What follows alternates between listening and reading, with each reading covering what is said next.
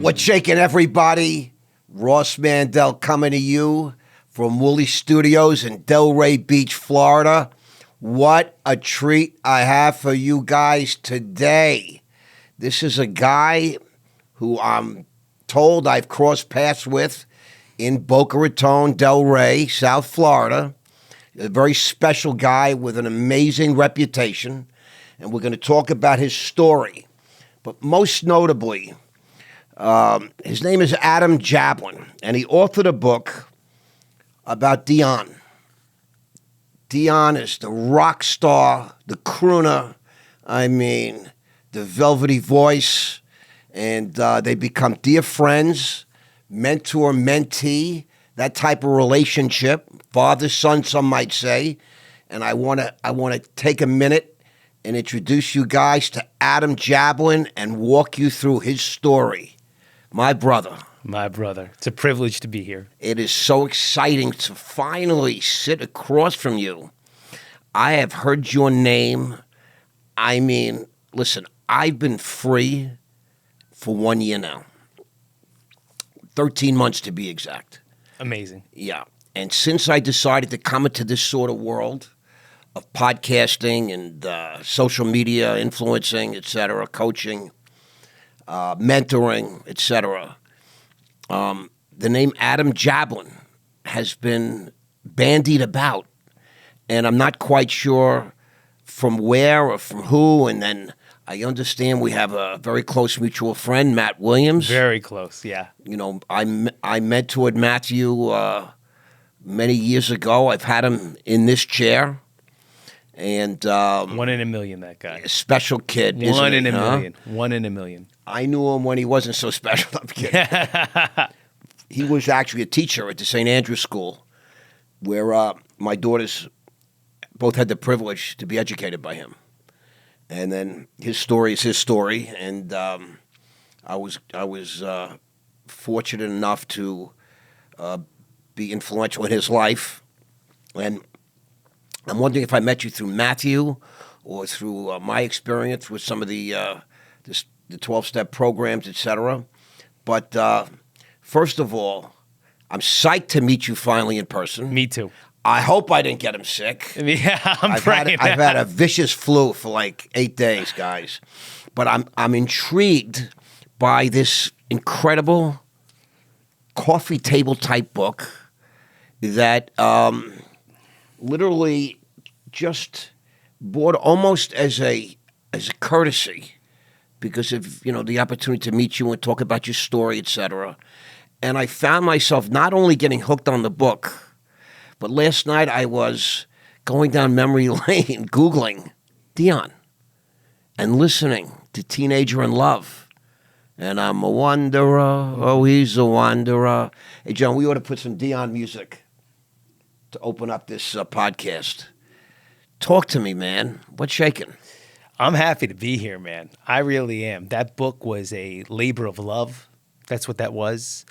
I feel very, very blessed that when I came into recovery, my very first meeting, Dee was there. Your first meeting? My very first meeting. And I met Dion when I was 11, 12 years old. I just moved down from Tenafly, New Jersey to Boca Raton, Florida, and I was... Talk about it. Talk about a vertical move. Yeah, and I was the one kid in the class with like some sort of Northeast accent, and I knew who he was. And you knew who he was? I knew who he was. My dad had like 3 8-tracks at the time. It was Elvis would come back in the black, Johnny Cash's greatest hits, and Dion's greatest hits. And at that time, it was like 1986, 87, and movies like Stand By Me and La Bamba were coming out. So there was like a revival of the music. And I couldn't get enough. I ran up to him and I was asking him tons of questions. And he was just like, he always says like, this is a precocious kid, but he related, he identified with me. Well, I don't see him anytime after that. And my very first meeting, I walk in and he's there and he's up in the front and I start walking my way to him, and I just want to like thank him for that day, but I could hear the inner thoughts in my head, like he's gonna think you're asking for an autograph. This is inappropriate, but all this stuff. And I walk up to him, I introduce myself. I'm like, I met you when I was 12 years old, and you came to my class and played. And he looked at me, he goes, "You're that kid?" He goes, "You're that precocious kid." I'm like, "Yeah." He goes, "You knew?" I'm like, "Yeah, this is my first meeting. It's my first. I left rehab after 28 days. This is day 29 on my own." And he goes, "Here, take a seat next to me." Is that what happened? Yeah. He goes, "Take a seat next to me." And I was, and he became my mentor, and I got to learn and grow and really become a sober man under his tutelage. So that was just a labor of love. It's a beautiful story. I have to tell you, the book is fantastic. I'm not just saying that. Now, the truth is, I probably would just say it. I get it. Yeah. I might, but I really wouldn't. I wouldn't be able to continue on the way I intend to, because I was really. I'm a reader, Yeah. and I love books, physical books.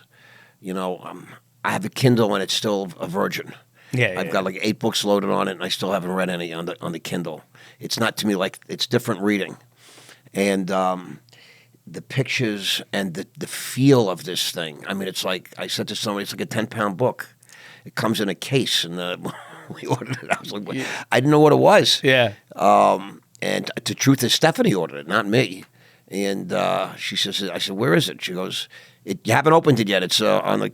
That's his book, because it's I felt it's a piece of kit, like. Yeah. Yeah. We put a lot of work into it. Got a bunch of pictures and really, So you really wrote that book. Yeah. You engineered that book. Word by word. All right, let's get it. Who are you? Who are you? It's the question of the ages. Ladies and gentlemen, this thing weighs about 10 pounds, and I'm not exaggerating. And back in the day, we could have put it on a triple beam. Yeah. But you know what I mean? Look at this thing. I mean, it's heavy. It's quality. Yeah. It's quality pages. How many different colors? This guy has been with everybody. Yeah. His legacy. I think it said he had 39 in the top 40 hits. At one point in the late 50s, he had 39 hits in the top 40. Yeah. I mean, that's just crazy. He's a legend. And, I think he could have been even bigger than he was. I mean, he'll admit that too. He could have done a couple of things, I noticed. Now that I'm a student of, all of a sudden, I'm a genius when it comes to this, right? I'm giving my opinion. But who is Adam Jablin? I mean, bro, so you're 11 years old. You left Tenafly, New Jersey. Yeah. And you jump forward to, God knows, all of a sudden you're 30. Yeah. Okay, so now let's talk about who you are, that you were able to, in your spare time, throw a genius book together on one of the biggest rock legends in the history of music. Yeah, so I'm Adam Jablin. Okay. Yeah. I'm the creator and founder of the Hero Project, which is my coaching platform and where I do my work. I named my company that because I love taking people on their hero's journey. And within my coaching, I will include 12-step principles, personal development, of course, spiritual practices, health and wellness, and also, for people trying to find themselves in this new world, the road less traveled. And I put it into one package. And I started that in 2020. And we can get into the whole backstory there. Yeah, well, this is big. The Hero Project. Yeah. Okay, so it's a coaching platform. It's a coaching program that really you oversee. That I oversee, and also I'm the main guy. A lot of one-on-ones. Definitely do groups, but I wanted to leave something that was a legacy, or I wanted to at least create something that wasn't just about my name. I wanted to create something that was special. And, I called it a project because it's not a program. You know what I mean? It's not P90X. Like, everybody's an individual. Everybody has their own DNA makeup. I want everyone to see that they have their own, they're their own project. It's their journey. It's not my journey. It's not Ross's journey. And I'm telling you, it's the most fulfilling work I've ever done. I'm doing something similar. Yeah. Okay. In my life, and there's many aspects to what I'm doing in this new life of mine. But the mastermind program, which is basically buying my time, getting me, but for one-on-ones, we do pretty much an hour or two a week, Yeah. depending on the package that the person is interested in, and it's recorded. And so some members of my team have come back to me and said, "This is the most unbelievable thing because you're changing lives." Yeah. And is that what you're doing? Is that how you see this? That's it, man. My whole mission is to help transform a life. That's really why I'm here, and it starts with me. It starts with me. Well, it makes you better. Yeah. I'm learning more from my guys. They're giving me more, I think. Call them mentees. I feel like I'm getting more than they are. Absolutely. Because, you hear yourself, do as I say, not as I do. Right. And so like all of a sudden I'm pretty much, chatting a guy. He's got to do this. You have to understand this. And then 2 days later, I'm in my house. I'm talking to myself saying, "Why don't you fucking take your own advice? 100%. Jerk off. 100%. Yeah. Tighten up your game." 100%. So you gotta walk the walk if you're going to talk the talk. I get it. Trust me. So it's been. So you advertise this? I advertise this. Where? How would we find something like this? Mostly right now, social media. Mostly social media. Instagram, Facebook, TikTok, Facebook. Okay. And it's the Hero Project. The Hero Project. Adam Jablin. I want to hear this because I want you to check it out. Yeah, and it's a journey. It's a journey. I love working with my clients, man. We get very close. There are boundaries, of course, because I want to hold them to a standard that they feel they have to live up to. Accountability. Accountability, 100%. But we do get very close. And at the end of the journey, it's just the greatest reward. It's just the greatest reward. I love it. Yeah. Okay, this is great news. So you're doing this now since 2020. Yeah. Interesting time with COVID and all that, right? It was crazy. So I was born and raised in a family business. I was third generation. Our family business we were the number one lace manufacturing empire, really, in the world. Really? In the United States, yeah. So lace meaning Victoria's Secrets, La Perla, Hanky Panky. 95% of what we made was intimate apparel, and 5% I have was friends that were in that business. Yeah. As well. In Pennsylvania. Where were your factories? The original one was in Jersey, Norwood, New Jersey. Non-union. And no union. That's part of my story. Okay. And the other one was in Nashua, New Hampshire. That was the sister company. And then when my grandfather decided to close, which is a colorful story, because of the unions. I can imagine. And his ties to other families that were very powerful, and there was a disagreement. Okay. My grandfather closed shop. He sold the machines for more money than they were ever worth, because at that time Prince and Madonna and everybody was wearing lace. My dad didn't know what to do, and he opened his own in Boca Raton, Florida, non-union state, where you're only 2.5 hours from the garment district. And the way I always explain it was, my grandfather was Joe Montana. He was Joe Montana. Wow. But then my dad was Tom Brady. Well, you know what I mean? Really? And I had two. What mentors you had? Yeah, well, mentors, but also two really big shadows to live up to. And that I'm not saying they put that on me. I'm really not. They don't put it on you. But that kind of pressure internally. You're experiencing it. You're their blood. Yeah. You're growing up in a house. It's your dad. And you want to be like him. You want to, my dad died when I was 16. Oh, I'm sorry. He was my hero. Yeah. And, I never got to fully know him as a grown-up or as an adult. And the pain, and the fallout, let's call it, of losing a father, being the oldest son, not having any money, this and that. So when I hear a story like yours, I fell. It's a Yiddish word. It's a beautiful thing to hear. Yeah. So a lot of pressure on you. A lot of pressure. My dad's. But a lot of great guidance. A lot of great guidance, but I just never internally, I never grew up. What I did was, when I moved from Tenafly to Boca, I was the fat kid. I was the heavy kid. right? My dad used to call me El Chubbo. Can we zoom in on this trim, fit man? But yeah, John, well, that's the two part fat of guys here. right. So that's the part of the shit. And I remember I just hated to hear Ross. Like you could be at the beach every day in the pool, and I would wear a shirt and it would suck to my fat. You really what and heavy?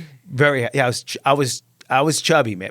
There was a movie called The Goonies back when I was growing up. I love The Goonies. And everybody Stop would have it. me do the chunk shuffle and Really? yeah. I could only shop in the husky section of the store. How tall are you? 5'6". Okay, and you were heavy. I was heavy, and my mom. I just remember I couldn't take it anymore. My mom started buying me Flex magazine and Muscle and Fitness and all that. Arnold and Schwarzenegger's Yeah. Encyclopedia of Bodybuilding. And like in 4 short years, I went from being the fattest kid in the class to the best built kid in the class.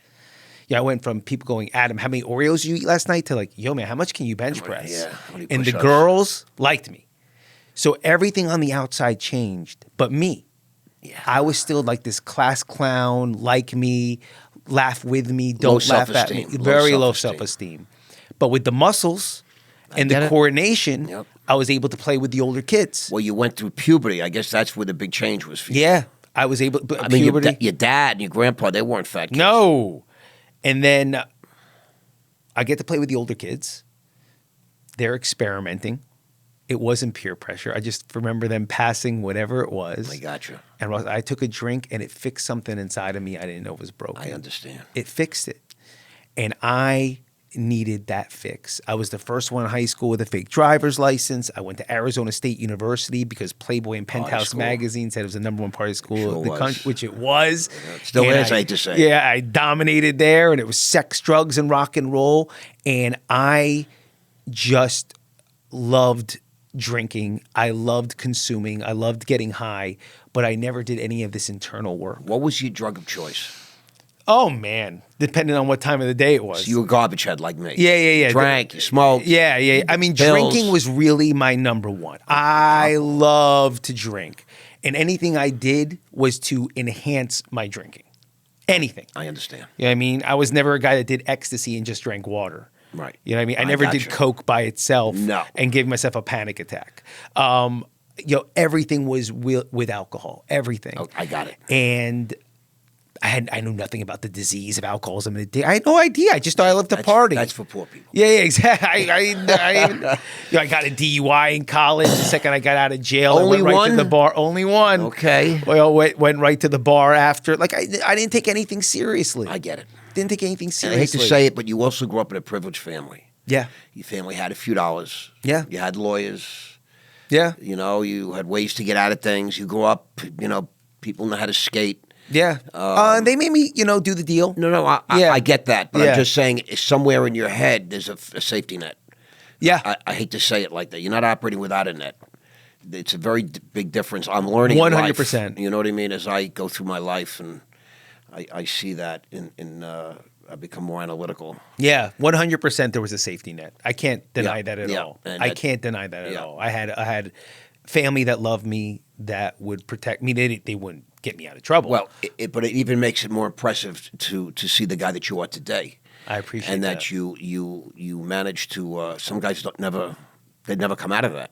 Yeah. Well, no, they raised me right. You know what I mean? I had to be responsible, and I had a lot of pressure on me to be the man that I believe they wanted me to be, and maybe that I even wanted to be, but I didn't have the emotional intelligence. Well, you were a kid now. You were at Arizona State, Yeah. fucking around. Yeah. You graduate?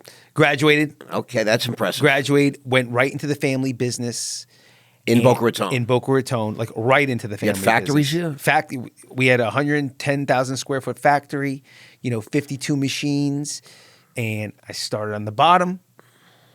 Had to learn everything, and I'm telling you, Ross, if you heard my thoughts back then, you'd be like, this kid is so spoiled, because I was like, is this going to be my life? Is this all I'm going to do all my life? know. Is this what it's all about? You know what I mean? And I'm learning to be a janitor, and I'm learning about yarn inventory, and I'm learning about specs of It's lace. not interesting.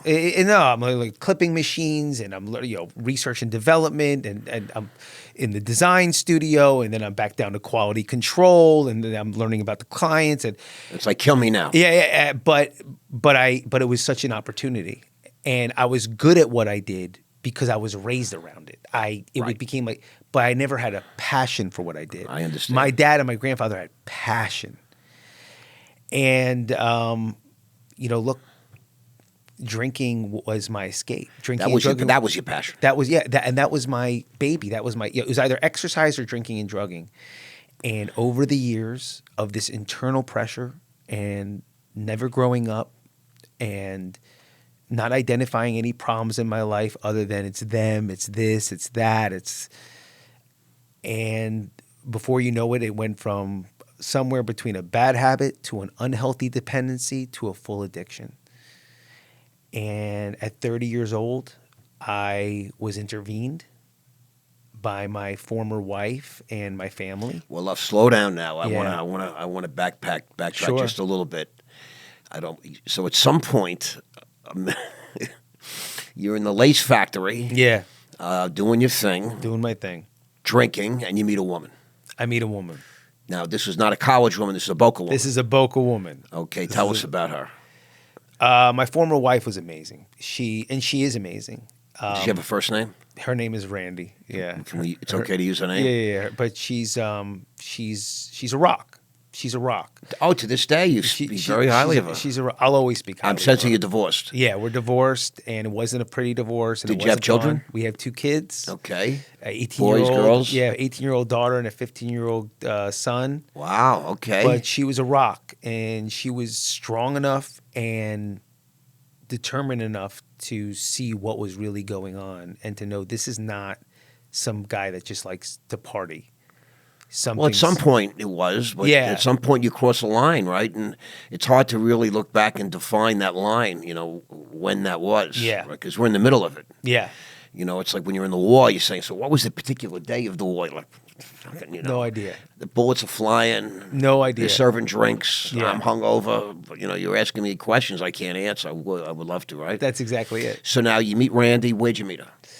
Married through college friends. Okay. I married through college friends, and for me it was lust at first sight. Sexy? Yeah, sexy. I had to have her. Did she like to drink? She liked to have a good time, Right. But she wasn't like me. Right. She wasn't like me. Thank God. Yeah, yeah. You know what I mean? She I do drank. know, exactly. Yeah. She drank when she went out. I understand. And we were kids. I met her at 23. She was 25 or something. You know what I mean? Okay. Or I met her at 22. She was 23, and then we got married at 25. But Is that what you got married around 25 years old? yeah, I got married young. Where'd you get married? We got married in Temple, B'nai Israel. Okay. So we got married, and look, I just wanted to party. Where'd you have the reception? Yeah, everything was at B'nai Israel. Oh, really? Yeah, Okay. the whole thing was at The B'nai. whole thing. They did everything. They did Catering, everything. they did the whole thing. They did everything, and it was some party. Now, what kind of family was she from? Way more normal, civil, balanced. She grew up in South Florida? She grew up in South Florida in Plantation, yeah. And a great family. She grew up with a great family, And my family, we're extreme, and we're go-getters, and we're like you. Yeah, I We're get it. driven. We're driven. Alphas. An alpha. Alphas. We're driven, and thank God that drive. My grandfather drank. My father enjoys his alcohol, but they are what we would be called heavy drinkers. They're heavy drinkers with no consequences. I got their genes and enhanced them. Okay. And I have all their drive and all their competitiveness and all their grit, but I also have everything else that comes with it. And this extreme personality. And I crossed the line. It happens. It happens. It happens. It happens. Some would say you're really the blessed one. Amen. You're the Amen. blessed one. Amen. I always feel that people that can go through hell Yeah. and cross over, really the most blessed. They say God favors the sinner. Otherwise, why would he have created sin, right? Makes life interesting for him. And, the Orthodox Hebrews, going back thousands of years, believe that a sinner that's reformed can achieve a closer place to God than someone that just is pure at heart always. That's us. Exactly. We're God's favored. We'll be sitting in the heavenly court. Okay. I'm looking forward to that.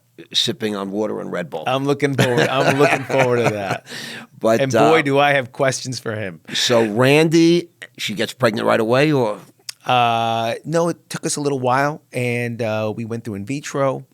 okay, I did as well. My second, Yeah, yep. yeah, and she was a stallion. She was a stallion with it, and I would give her the shots every night, and What a guy. yeah, she was amazing. She was amazing, and moments like that, moments like with the in vitro, and Yep. moments like when my grandmother was dying, those were the times I would really kind of just sharpen my behavior.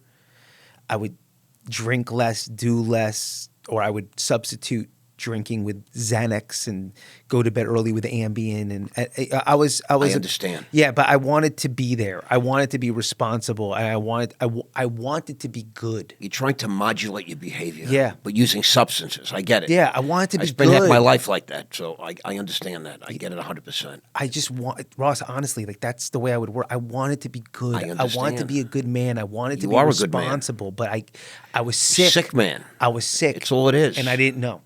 Bro, I went to rehab in 1990 for 28 days.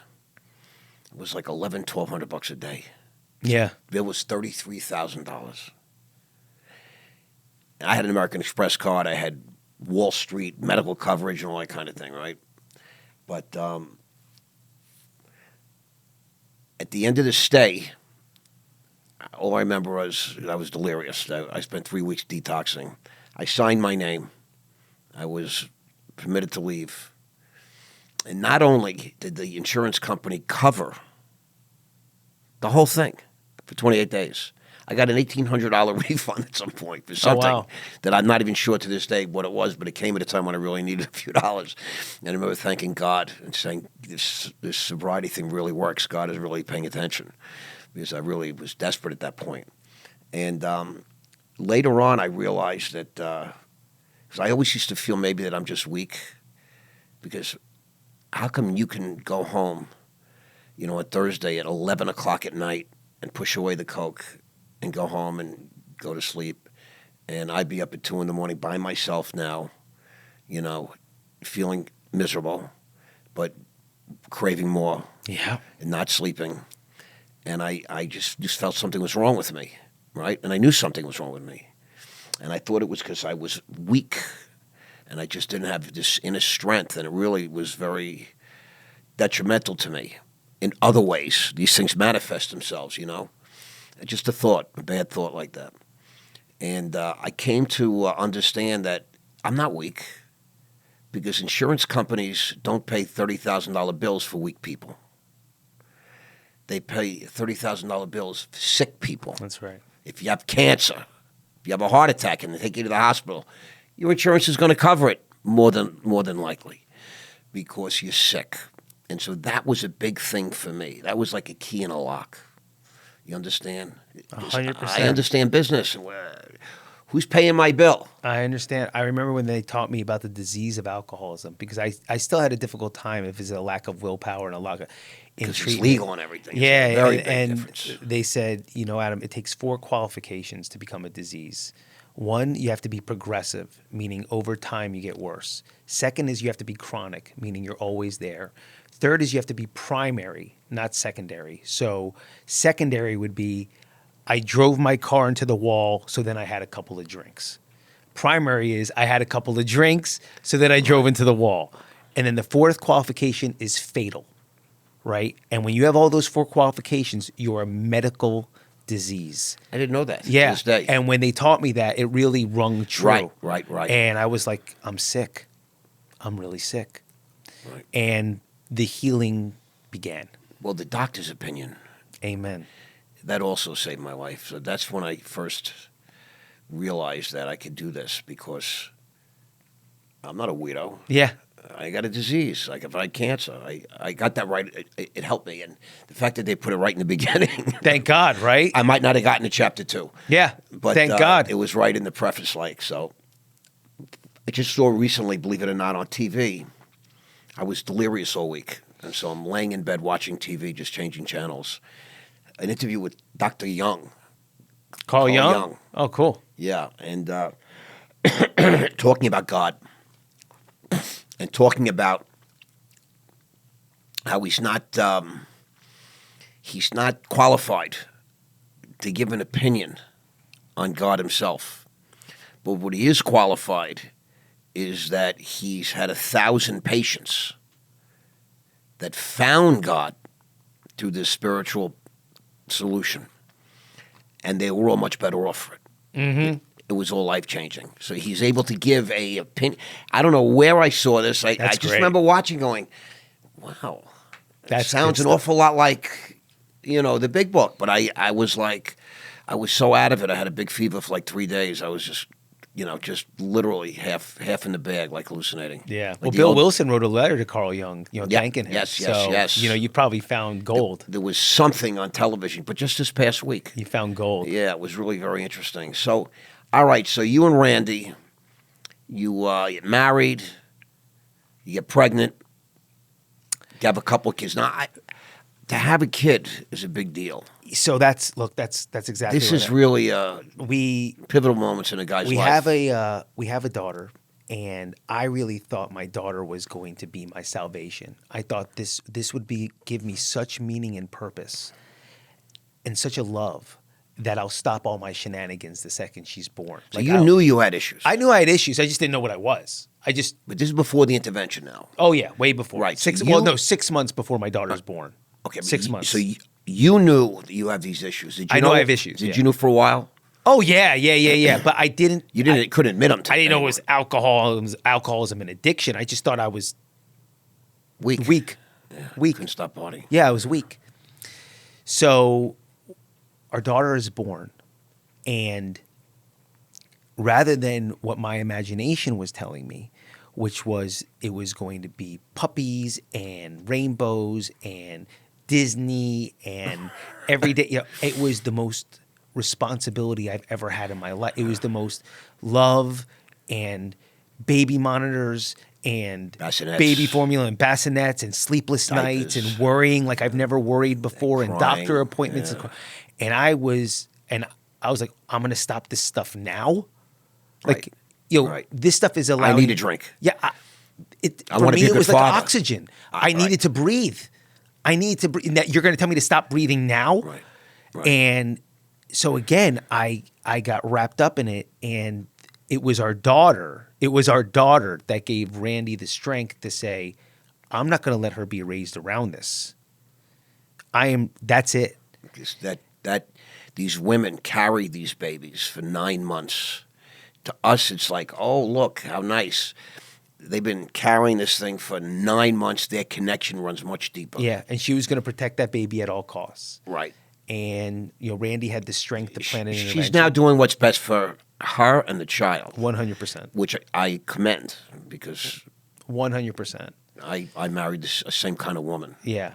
I wasn't interested in a woman that was going to just coddle me forever. Yeah. I sort of missed it, but it was more about that's my offspring. Yeah, I get it. I want to get them the best caretaker. I get it. You know what I mean? I get it. And my intervention happened. Tell us about that. That's got to be. Yeah, I walk in, and this guy that's alive and like they brought a professional in. Yeah, more to light than of life. And he's happy, and he's a handsome guy. Right. Looked like Kevin Costner. His name is Michael Walsh. We're still very close to this day. And some family members around, and you could just feel the tension in the air. Oh. And this is like before the show, and he's like, "Do you know what this is?" I'm like, I said, they made a reality show. Yeah, it's one of the #1 reality shows in the history of television. Yeah, but I didn't know what. I'm like, I think I know what this is. And he's like, I remember him saying like, "Just sit down. I'll be next to you. I'm here for you." And I'm like, "You're here for me." I'm like, I don't even know you. You're here for them. Like, you're obviously here for them. That's so funny. And Ross, then the letters start, and the letters were killing me. Like something. So beautiful. they actually did it like formally, like reading letters and everything. Like something really beautiful about me, really beautiful. And then something in the middle, like we know. And with a memory, do you remember driving with your nephews drunk? Do you remember almost slipping down the steps with your daughter? Do you like? And then bad shit. Yeah, and then another something good about me, like to. Right, I understand. And then, will you get help? These letters were like at the end. I was like, I'll do it, like anything to make this stop. Do you know what I mean? Anything to make this stop. Okay. Yeah, but then right, there's no anger. No, It was all no, love, so much just- love. Just make this stop. I understand. I love you Can I guys have a drink so now? much. Yeah. Right. Please, just stop. I get Like it. you're killing me. You're killing me. I you know, understand. you know? I get it. It's torture. And then he gets excited because he sees I'm willing. And Right, he goes, right. great, we got this place, the Pack 'em Hanley up. Center in 28 days. The Hanley Center? Yeah, it's up on 45th Street. Yeah, He's yeah. like, I see you're a fit guy, and 4 times around the lake is a mile, and we got a fit menu. Yeah, and all I heard was 28 days, and that's when the other guy came up. I'm like, whoa. 28 days. I'm going to be outpatient. Yeah. Like, I didn't even know about. I was like, Right. who's going to run the show for 28 days? Who's going to be Adam Jablin for right. 28 days? Like, You can't live without me. right? 28 days is a month. I know. Yeah, Trust me. and he felt my resistance, and Yeah. he goes, all right, what about 10 days? Just 10 days, and we'll just see if he goes like this. If you have this thing. I don't even know what this thing is. Right. So I start compromising in my brain, and I'm like, I'm seeing the pain in everyone's. I was like, 10 days I can do. I could say, Adam went to Nashville, New Hampshire to go to the sister company, or he spending time Worried with the baby. about- I I'm understand. worried about Were your parents everybody on involved? the outside. My mother was involved. My dad didn't want to be there. But he was aware of it. He was aware of it. And he knew you had issues. Yeah, and he just told me at the end, I love you too much, son. I couldn't do it. I just couldn't do it. I understand. I just get it. could- And You were in good hands anyway. yeah, and so, and again, I'm worried about everybody else. Where is that? What are they gonna say I about understand. Adam?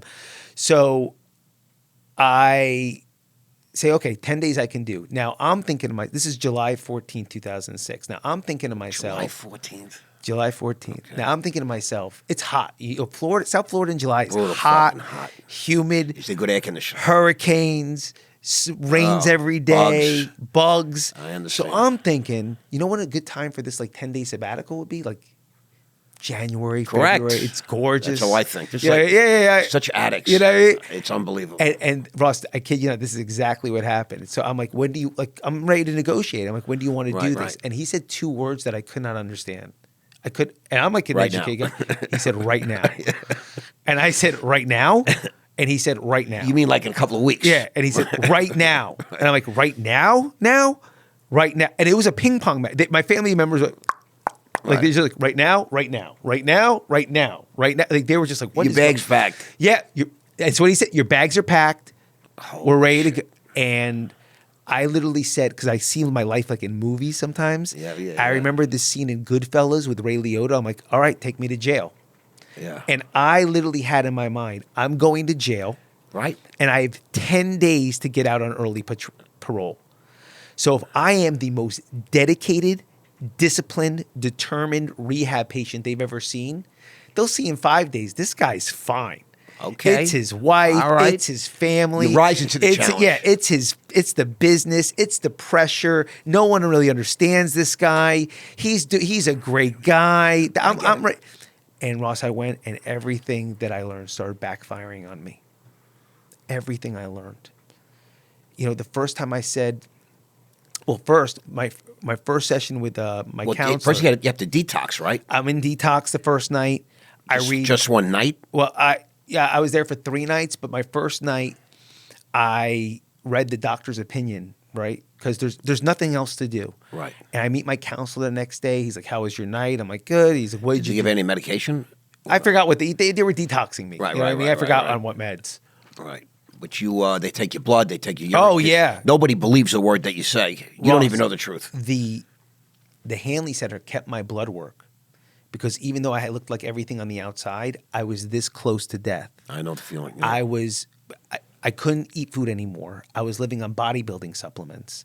I had everything in my system from ephedrine and Adderall and Xanax and Ambien and Oxycontin and Percocet and Darvocet. A dozen things. A dozen.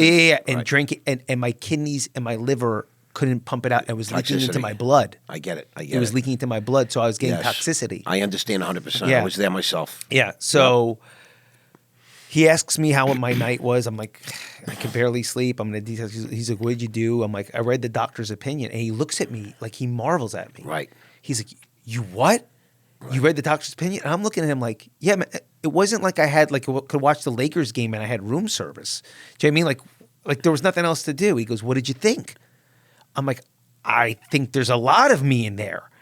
And he goes, interesting. He goes, would you say you were an alcoholic? And I'm like, whoa. Let's not panic. Yeah. Let's not come to any conclusions. Whoa. I understand. I get it. And he starts asking me simple question. He goes, do you ever wake up in the morning and swear to yourself that you're not going to drink, but you end up drinking anyway?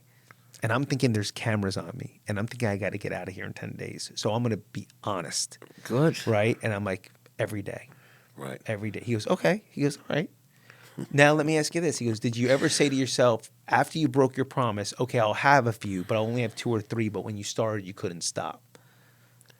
And I'm like, Happens. I'm like, every time. Yeah. Every time. He goes, okay, so if you promise yourself in the morning that you're not going to drink and you end up drinking anyway, and then after you made a decision that you only have 2 or 3, you can't control how much you're consuming, he goes, would you say you were powerless? And Ross, it was like his knight to my bishop, his pawn to my right. It was checkmate. Like I couldn't He's bullshit practiced at it, I bro. couldn't bullshit my way out of this. It's simple. Yeah, and I'm like, We think we're so complicated. Yeah. It's such basic shit. Garden variety drunk. Yeah. I get it. so I'm like, I guess I'm powerless. Yeah, I'd say I'm powerless. I'm not saying the word alcoholic. I struggled with the word powerless. Yeah, But I but understood it in the context of I can't stop. Yeah.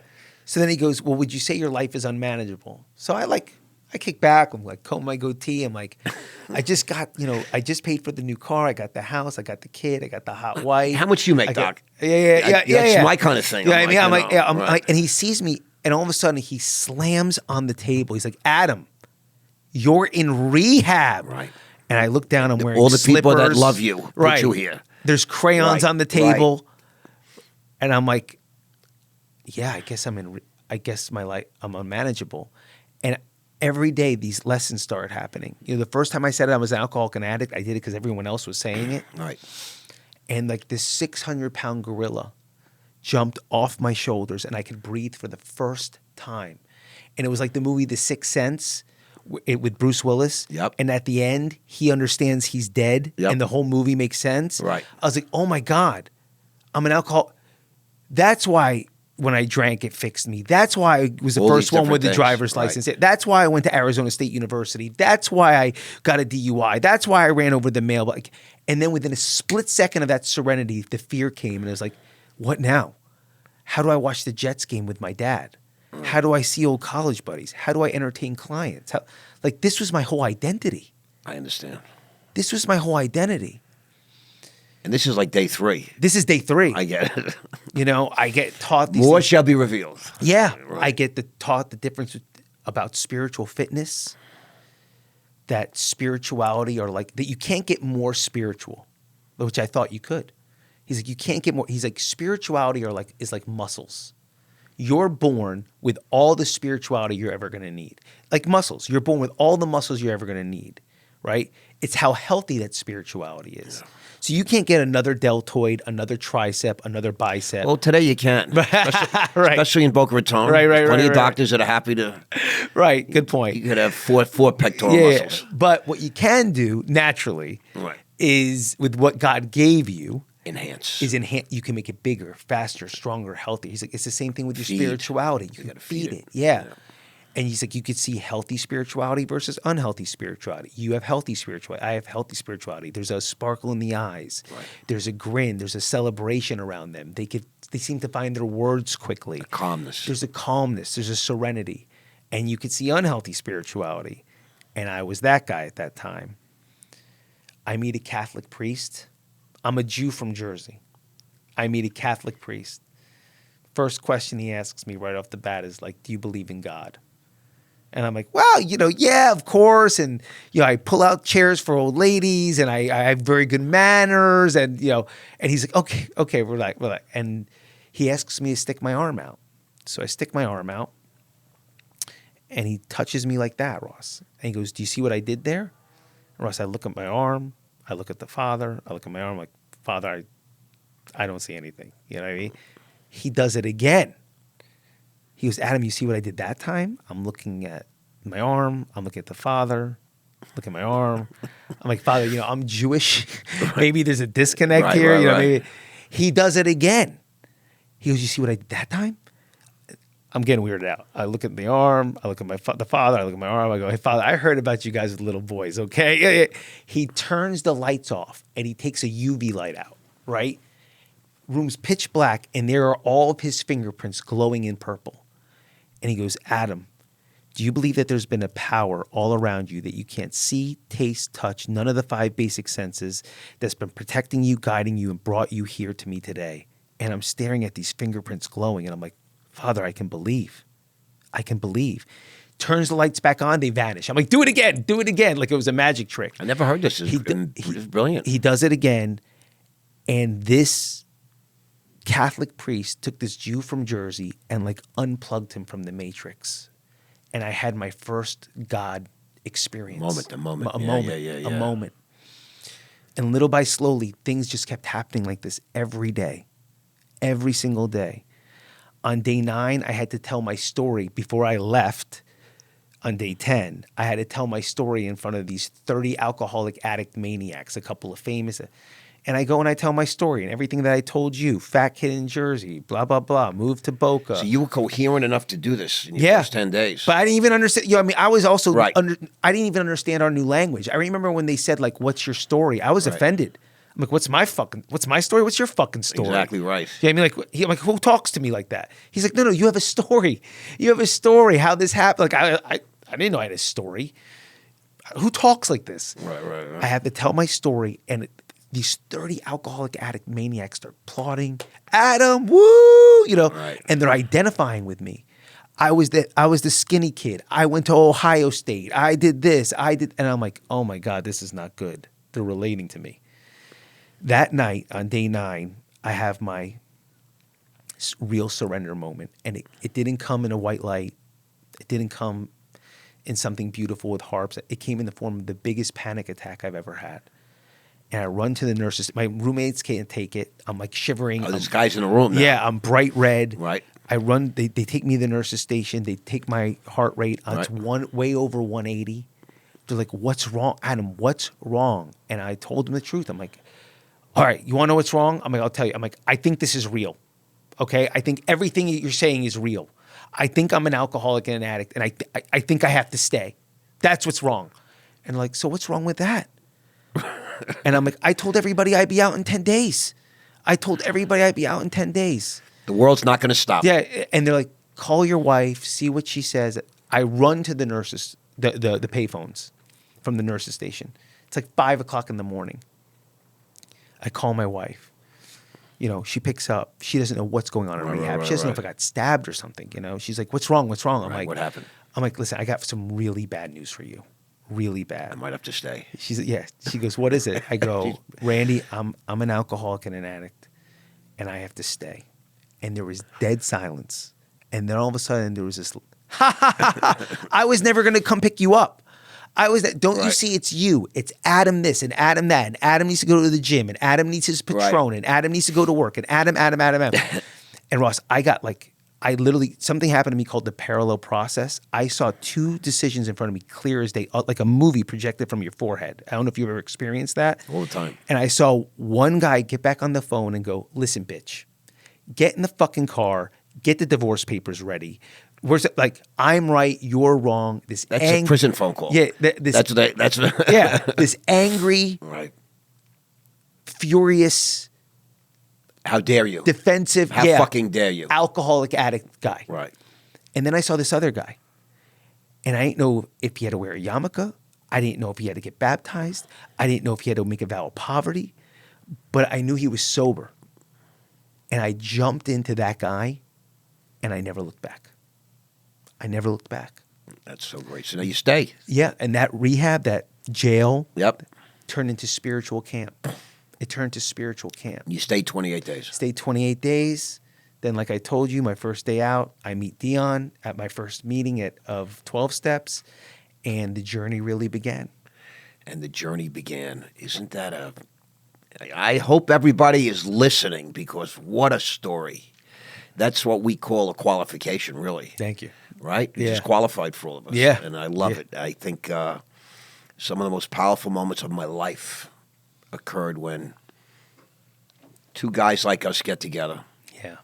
And just talk our truth. Totally. Right? You know what I mean? I love it. And it's where the healing is. I could feel it. I could just feel the whole thing. I just can't wait to see this once we release it, this can help a lot of people. This is a That's moment, That's bro. why we do it. I would shake your hand, but we're going to ruin John's microphone setup. Yeah, so I we'll get do it. it at the end. I get it. We'll fist bump because I don't So want to get sick. now we understand what happened from that 11-year-old chubby kid from Tenafly, comes to Boca. He's in the lace business. Arizona State, DUIs, life in Boca, the fast life, drinking, drugging. And what people should know also is that,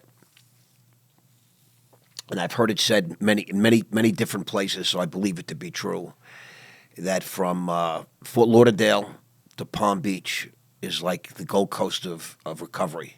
Yeah. That there are more detoxes and rehabs and get well places than any other place on planet Earth. This lovely paradise. Because on the other side of the coin, most people would say there are more bars and there are more places to get fucked up. From Palm Beach to Fort Lauderdale.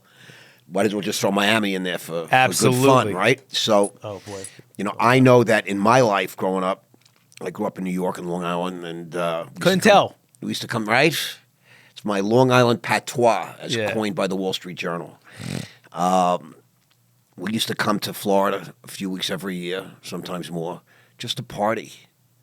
The sun, the beach, Yep.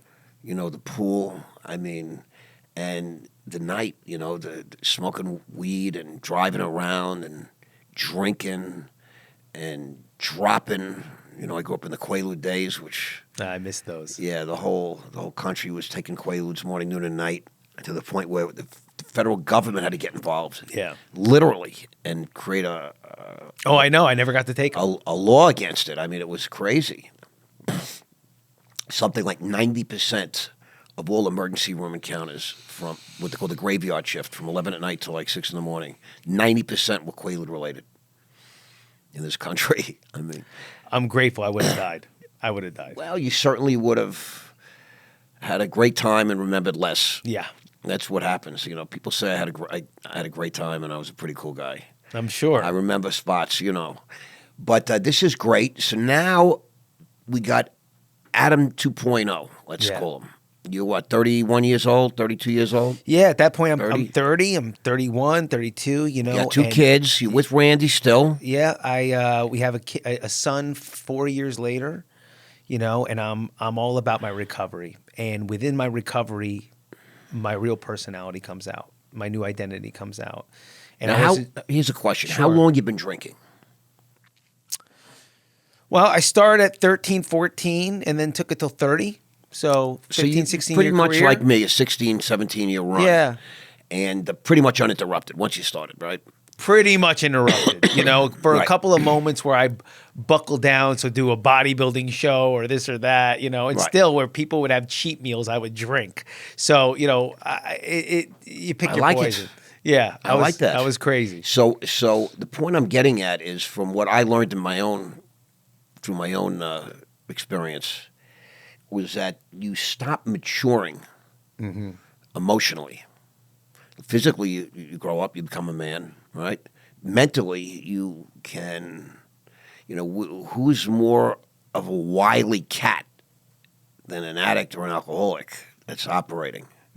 First of all, it's not easy to function in life when you're addicted to alcohol, drugs, and other things like that. It becomes effort after a while.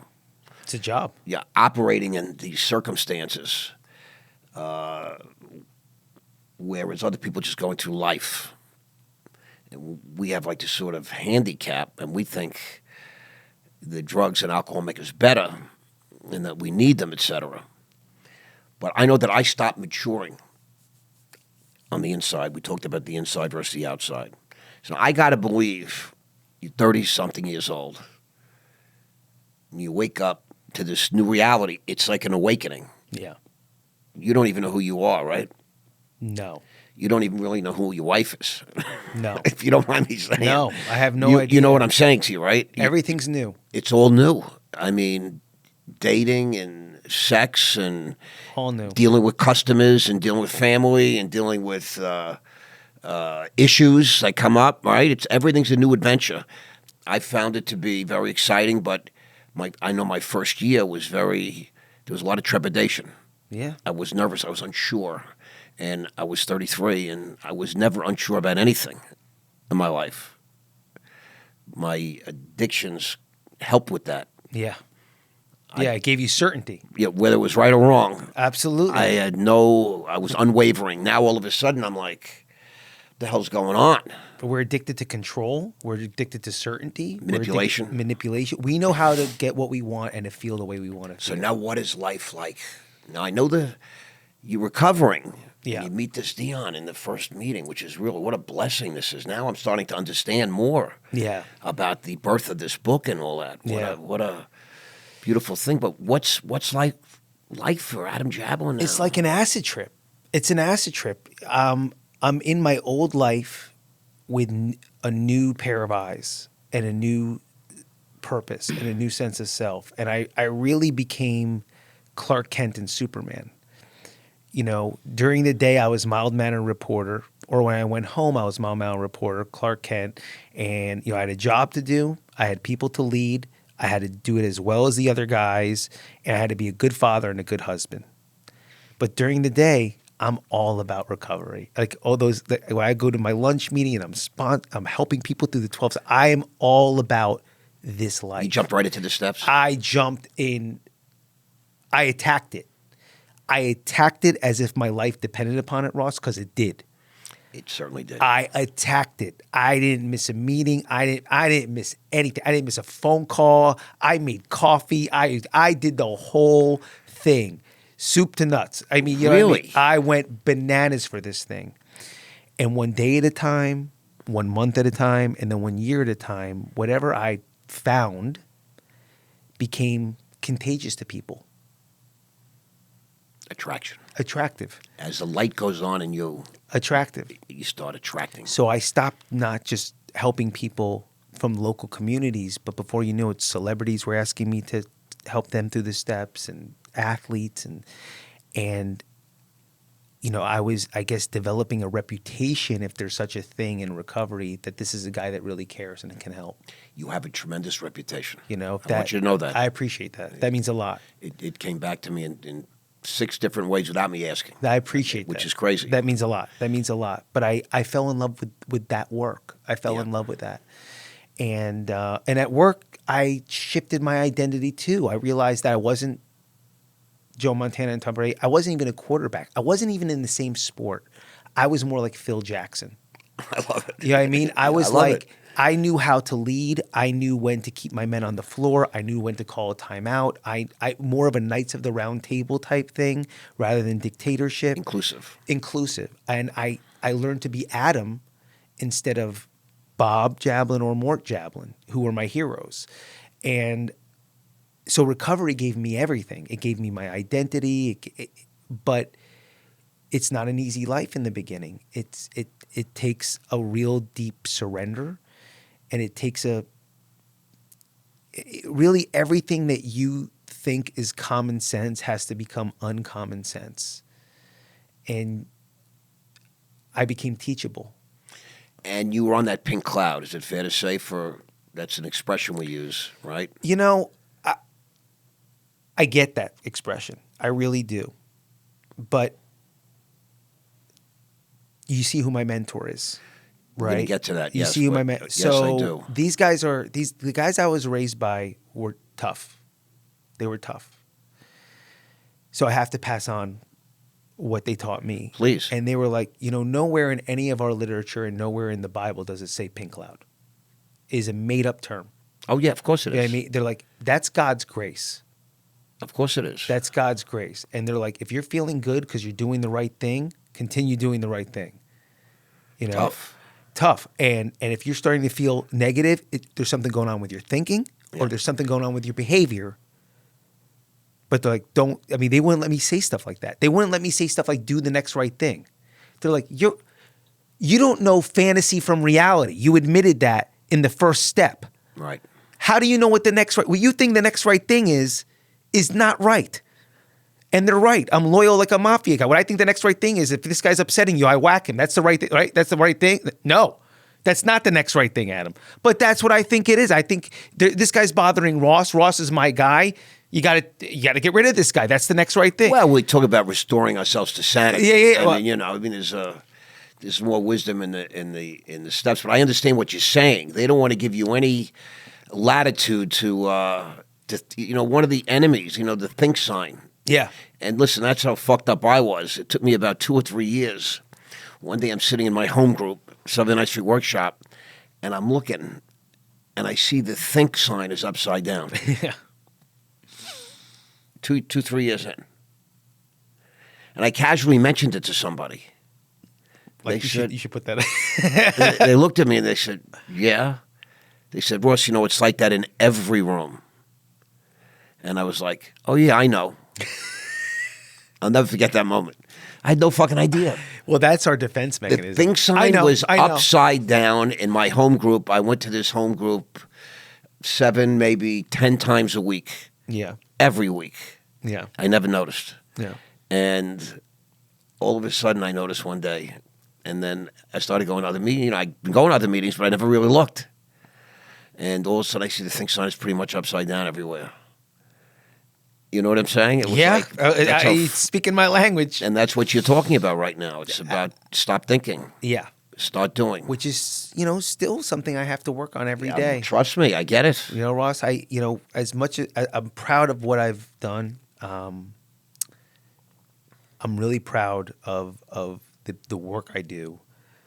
But I can admit to you, because you're more like my father, and, I was the backup quarterback, and I had to run the plays as good as the other guy, if not sometimes better, but at least as good. Mm-hmm. But I never, in that journey, as you heard, started something on my own. And this entrepreneurial journey that I started in 2020, even though the work is fulfilling, starting a business from scratch has given me more fears and insecurities and doubts and things that I don't like to think about than I've ever experienced in my life. Well, it's a new journey for you. It's a new journey. Yes. And I really admire people that start something from scratch now, because I actually understand what it takes to make something from nothing. And I never had that experience before. That's the real challenge. And it is a lot of work, and it's a lot of grind, and it's a real test of faith. You have to believe in it more than anyone else does. So if you recall early on in our conversation, you were talking about your grandfather, your father, the business, third generation. It wasn't lost on me, and I believe I commented. I don't know if you knew how lucky that you are. See, people that are fortunate like that, there's no way for you to understand what it's like if you had to go into the world with nothing. And even now, getting to start your own thing, and this is a whole new experience, but you've had the benefit of generational experience behind you. That includes capital, a place to go, a place to call your own, a business card, maybe a vehicle, all these good things that many people that go into the world from scratch don't have any of that. And so I just made I think I said it to you, but I don't know if it was picked up on or not, because now you're experiencing a little bit of what the entrepreneur does. It's different, man. It's a very big difference. And I'll just share this real quick, because this has come up in my life with some of my mentees, and so to speak. So I've been written about in the financial journals, the Wall Street Journal, some of the other magazines and industry publications. And the way they've described me over the years, and I mean going back 30 years, I'm an expert in capital formation. And I used to sit in my big office, and I used to read this, see my picture in the paper and read Ross Mandell, expert in capital formation. I did this deal, I did that deal, whatever. And I used to laugh. I would literally laugh out loud, and people around me would laugh because I was the big guy, and people would laugh just because I had a lot of yes people around me all the time. And we would laugh because what does that mean? An expert in capital formation. And it wasn't until I was in prison and I had a chance, I got a real long time out, and I got to just basically sit around a lot, read a lot. A lot of times you're locked in, nothing to do. Sometimes you don't even have much to read. I mean, you're just locked in. There's nothing but time. And I had a chance to reflect deeply on a lot of these different things. And the laugh was on me in a sense because after all my sort of snickering at the financial press, look at these guys. They sit around, they write shit about me. I'm actually doing stuff, building stuff. They had it right. That's really what my expertise is. I am truly an expert in capital formation. And people say, what is capital formation? It's being able to take an idea, literally an idea, not even necessarily a product yet or a service, but an idea, and through a series of steps, a process, turn it into money, turn it into capital, turn it into $1 million business. That really is something that I have been doing over the course of my, 40 some odd years in business. It's a gift. Well, it was brutal. I'm going to tell you, it was a brutal. My story is I had a guy. I was on a show yesterday. My life has been a bucket list. I've lived a bucket list life, but it's coupled with the brutality of what it takes to get there. By no means was anything ever handed to me, and in fact, I did everything almost the hard way. With the monkey on my back, having to take pills, having to take drugs, having to drink, having to. Not. I get it. It wasn't an option. Oh, You know trust what I mean? me, I get it. And so now you're in a very different.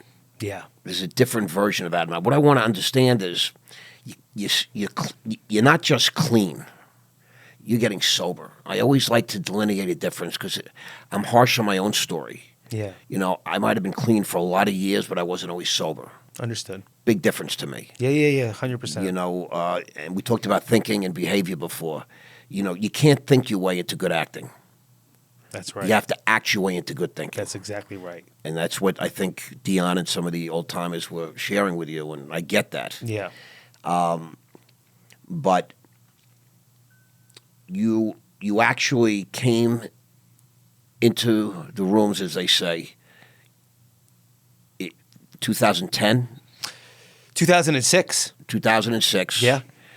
And 2020, you've now gone into this, the Hero Project. Yeah. Right? You started this thing. From scratch. From scratch. Okay. Now, I want to talk about the intermittent 14 years Sure. of time. Sure. Okay? Because a lot's happened. Yeah. No? Yeah. A lot. So you continued with the lace business for a number of years while you were going through the steps and Yeah. going through the fellowship and getting to know, going on retreats and doing the steps, right? I was somebody that never went on the retreats, believe it or not, because like I told you, I was Clark Kent and Superman. Right. So my life was designed around recovery. And your family. Yeah, and so I was like super dad, super husband, the heir apparent, to the company. Yep. And then I was the guy that was really out there helping people, and my former wife never wanted those worlds to combine. I get it. I get it. She saw the disease differently than I did. It's very hard on them. I saw it as a badge of honor, and that I was really proud of who Yep. I am and what I've become. I started feeling self-esteem, and she hated it. She hated it. The shame in it for them. The shame and she never wanted my kids to know. Yep. My kids didn't know that I was clean and sober until 4 years ago.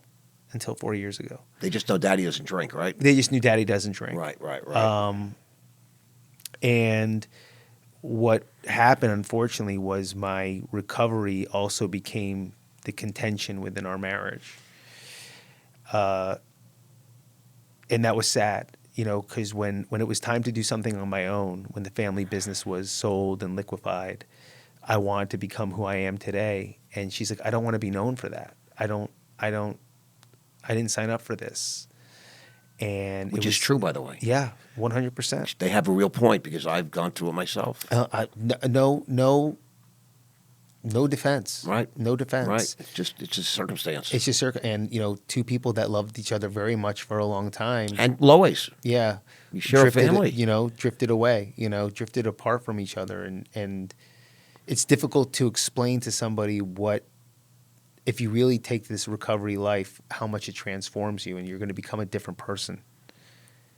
And hopefully you can grow together, not like us that grew apart. Yeah. Hopefully you can grow together. And I love families. I love helping families on that journey too. It's a very big issue. Yeah. I mean, yeah. It's like somebody I didn't sign up for this. And I understood. Right. I understood. And that was one of the most painful points of my life because I loved my family. And You still do? What do you mean? still do, but I loved being a family. Yeah, I understand 100%. And so everything. So now it meant you moving out. You're keeping two separate households now. Yeah, well, I'm in an apartment. Because I gave her the house and the divorce. I get it. I wanted the kids to keep, but I have had, and I'm still on this, by the way. But I got such an education within 5 years of divorce, no family business, on my own, Tough, working, grinding. In that time, I fell in love again.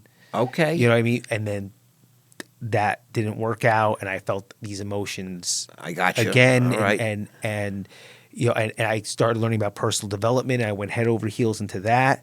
Learning from the best in the business, the best of the best, and then also started realizing, okay, wait, I still need to keep my God part and my spiritual part, and it can't just be all.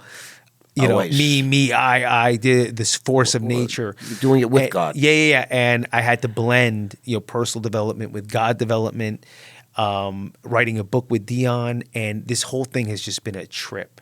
And it's come with every emotion known to man. I mean, you're feeling everything today. I feel everything, which That's is the the tough greatest part. gift and the greatest curse. Listen, it's,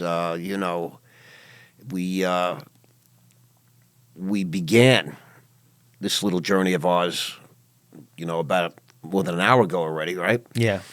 With talk of a broken heart. Yeah. So I get that. Yeah. And, I wish I didn't have to feel that from time to time. I'm not even sure I have a heart left.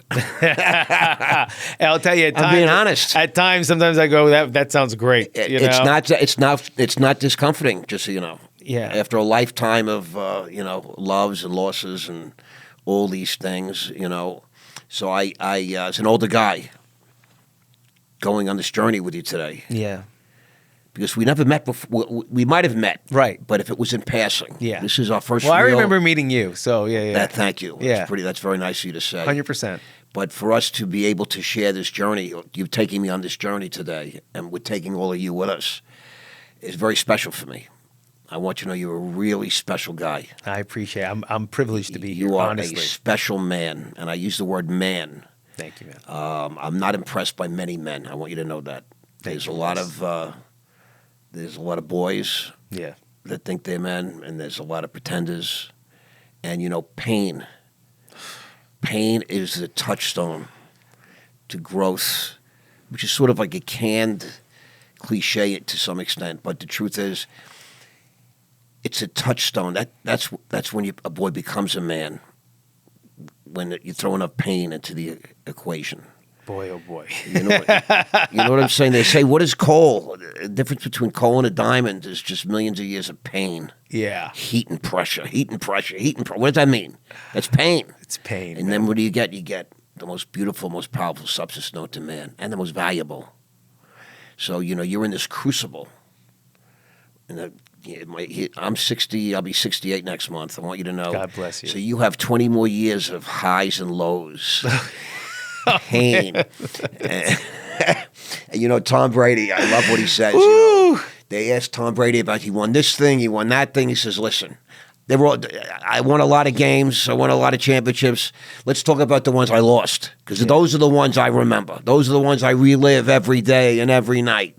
Those are where you learn from your pain, from your losses, from this experience that you're going through. And I'll tell you that's what it's been on an entrepreneurial journey. You know, I really went in thinking everything would be a home run, and you try something and it fails, and you launch this and that didn't Yep. work, and you just keep evolving and trying but you know, again, when I say it out loud, doesn't that sound like such a natural part of life? But when I came into something that was a finely tuned machine, and I just had to throw the ball. Correct. You gotta show up. It's such a different reality. It's a You know, reality. and the plays were drawn for me. Now there's no. Now you're creating the play. You're drafting you're writing the play. Everything. And you got to execute the play. gotta start your and own it may- team. and it may fail. Of course. So I don't know why, but it's terrifying at times. One of the greatest quotes I've ever. I'm a quote guy. Yeah. Like I said, I'm a reader. Right. I have my own personal quote book that I've put together. Oh, that's great. Which is now like about 200 pages, single spaced, with quotes, adages, jokes, proverbs, short stories, all different things I've collected over the years. That's fantastic. And but one of my favorite, and I believe this to be the closest thing to my truth. I don't know if you relate, but I think it might have been Henry Ford, but I'm not sure at this point. He said, the ability to move, success, what is success? The ability to move from failure to failure with no loss of enthusiasm. Yeah, That is the definition of success. that's fantastic. The ability to move from failure to failure with no loss of enthusiasm. That's It might have been on the Churchill, money. That's on the but money. it's just that sums up my experience and what I've observed, and one of That's the few wisdom. things That's wisdom. I'm qualified, I believe, to speak on this subject. Yeah. If we were in a court of law, I would qualify as an Yeah. expert witness. My testimony would go down as expert. So you are now, the business is sold. The lace business is sold. Randy and yourself have a contentious divorce. Yeah. Your kids are growing up Boca Raton, which is a privileged life. God willing, they live in their nice house. They go to nice school. They go to school here in town. My daughter's at Indiana Oh, right, you University. mentioned. Yeah, college, With and the my son's in a private school. Yeah. Yeah, I had a cellmate whose daughter went to Indiana. Yeah, so I it's heard a great. lot I'm about really it. proud of her. It's a big school today, very popular school. Very proud of her. When I was growing up, Indiana was known for basketball because Yeah. Bobby Knight was the coach. Totally, I remember. That whole thing, And man, Adam is living in Boca Raton. You still see Randy and your son. Yeah. Oh yeah. Yeah. You know. And how old is he now? What school? Like, is he a high school kid yet? Yeah, he's freshman in high school. He's my training partner. I'm in love with my boy. No, he's not a fat kid.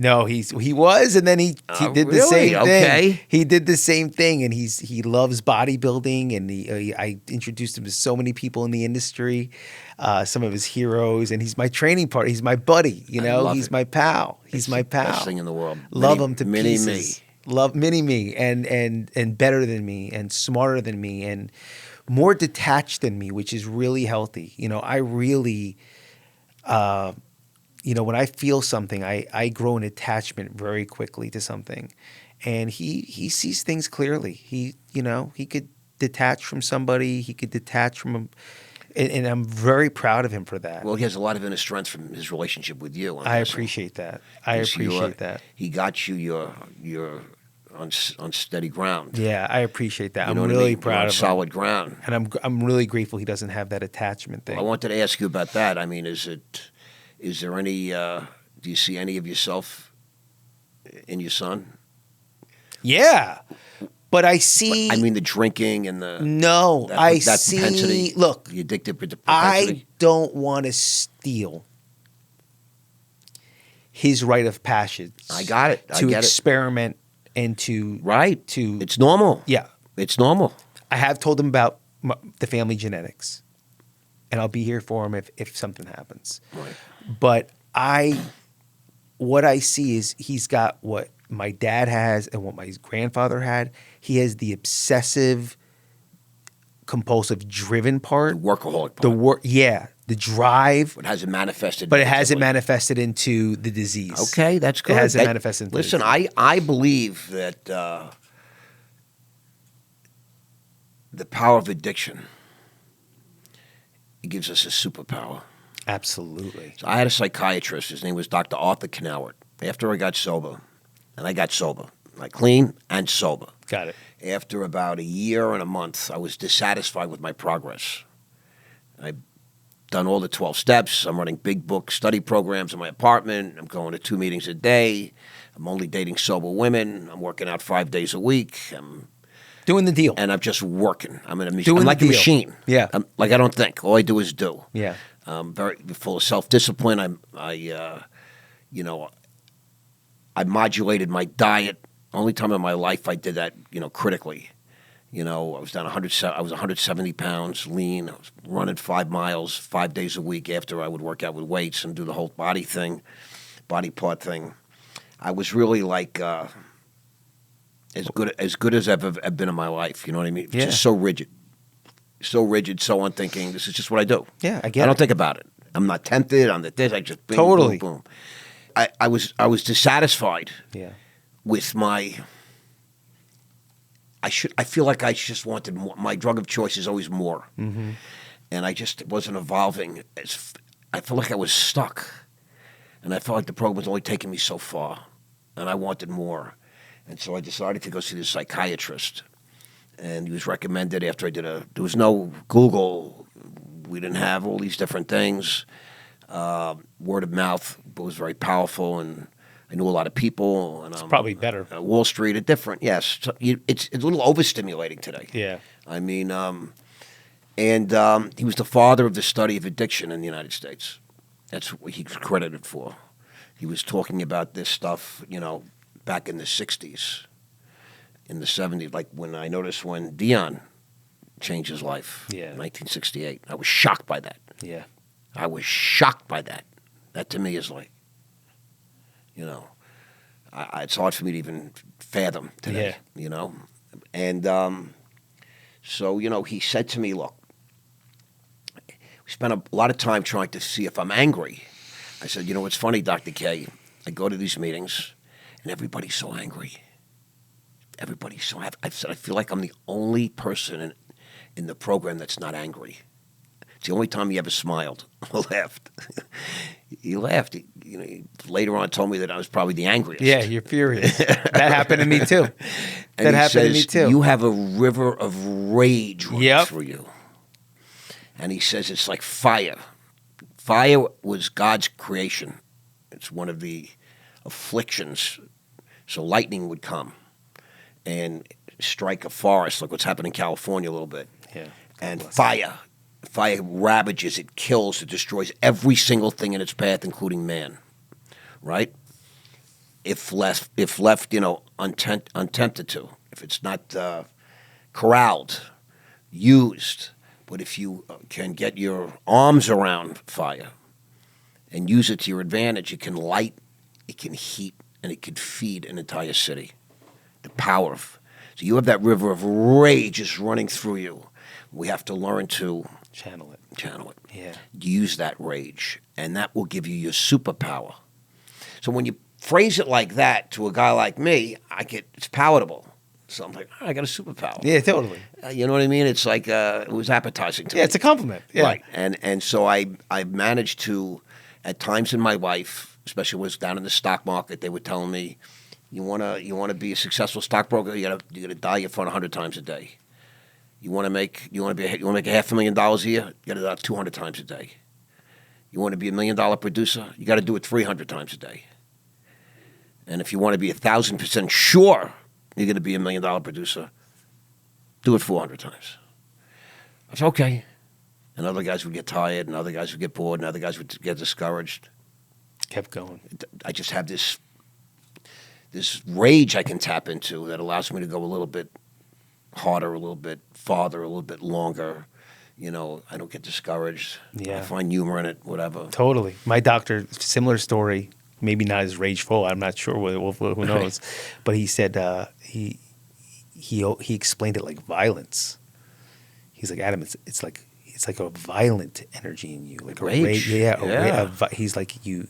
He's like, and thank God you're learning how to channel it. But he's like, you think you're the happiest guy in the world. He's like, you are furious. Right. You know, It's not funny, right? 'Cause yeah. Denial is so amazing. Yeah. Right? It's really amazing. Yeah. I literally looked at him. I said, I'm the only guy in the program that's not angry. He started She said, not laughing. angry? I said, I'm not angry. What am I angry at? You know?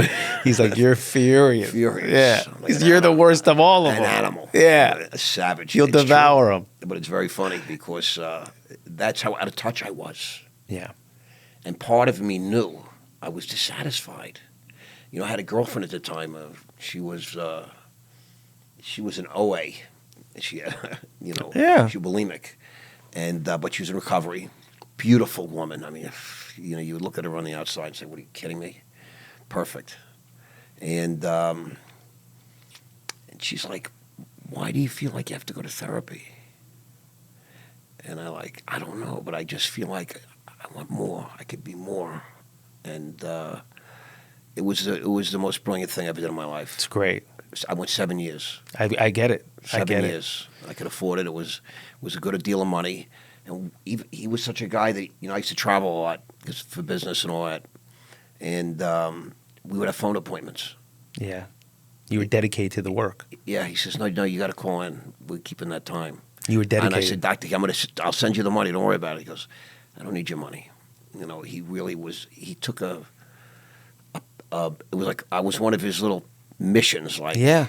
and because of him, I was able to get married to this particular woman, Stephanie, who was amazing. And we're best friends today and all these good things. And it never would have happened. And he got pancreatic cancer 6 weeks before my wedding. And he died within like 3 weeks. It was crazy. Sorry to hear that. But Yeah. God bless him. God bless him, trust me. God bless He's him. sitting up there on God's right hand there, Yeah. advising God. Yeah. No doubt. No doubt. question. No doubt. So now you have a tremendous bond with your son. Yeah. What's his name, can I ask? Yeah. Ozzy. Ozzy. Yeah. Is that his real name? Yeah. Yeah. Stop it. Is it? Yeah. I love it. Yeah. Yeah. That's his name. The famous shortstop. Yeah. And is it for Oswald? No. He just came up with Ozzy. Yeah. Randy was cool with that. It was her idea. Really? Yeah, it was her Randy, idea. she's all right, a little edgy. Yeah. I love it. She was cool. She was Yeah. cool. Oh, I'm sure. Yeah. Wow, that's very, very cool stuff. So, you guys train together. Yeah. Will you allow your son to watch this podcast? I'm just curious. Oh yeah. I don't know. No, he knows everything about me now. He knows everything. You know, so is my daughter. If they didn't, they're gonna know. Yeah. No, they know everything. They know Okay. everything, and you know, thank God the story's real, so none of it's made up. So it's always the same story. I Right. think they probably heard it too many times Right. now. That's But okay. but yeah, they know he's proud. He's proud, and he gives me faith sometimes when I don't even see it. You know, because you know, you and I always want more, and I Right. I want to impact so many people. I want to help so many people. He's like, Dad, you know, you got this. You know, Easy does it. yeah, relax, and but he's rock. I love He's it. great. He's great. I love it. I'm the crazy one. Yeah, there's no question. You know, I I'm the one that's nuts. No question. Yeah. But nuts is good too. Totally. You know, I would never want to be not nuts because I think how boring that must be. Yeah, we're entertaining. Yeah, I mean, We're entertaining. I'm home alone this morning.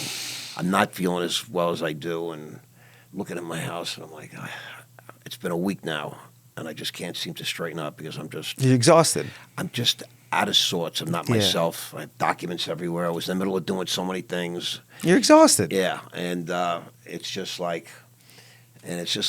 like mayhem. Yeah. You think I'm living there with 12 people? It's just me. Now, you gotta be kind to yourself. It's Like you hell gotta get committee. the flu from hell. You know. It really is something, I have to say. They're not joking when they tell you on television if there's a bad flu season. I'm advising you all, be careful.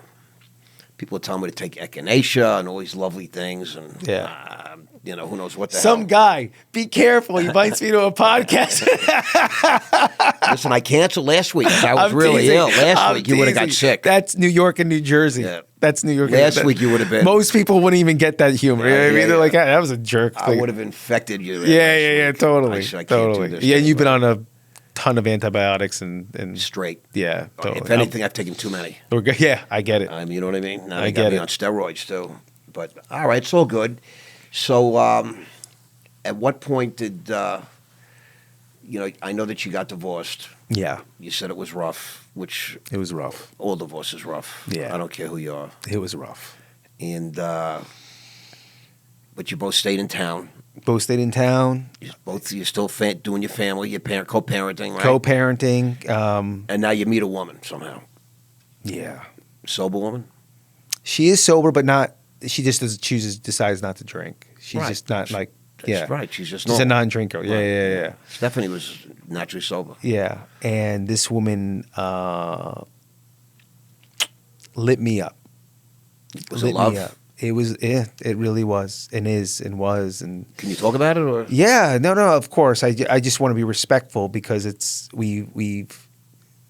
want to be respectful to her and her privacy, and I want to be respectful. But we fell head over heels in love. how'd you meet, if I can ask? Yeah, she was my coach. She was coaching me. She was coaching you. She was coaching me. Not for the Hero Project. No. This is- When I went through my divorce, I found myself getting really depleted, like really depleted. I can imagine. And I bro. couldn't, and I had to now, and I had this new company, this new baby, and I had to be Adam Jablin to my clients, and I'm not feeling like Adam Jablin. And she was suggested to me, and I had a session with her, and like my cup was overfull, and we didn't see each other like that. We didn't see each other, I mean, I was suffering. When you're suffering, you're not looking sexually, you're not.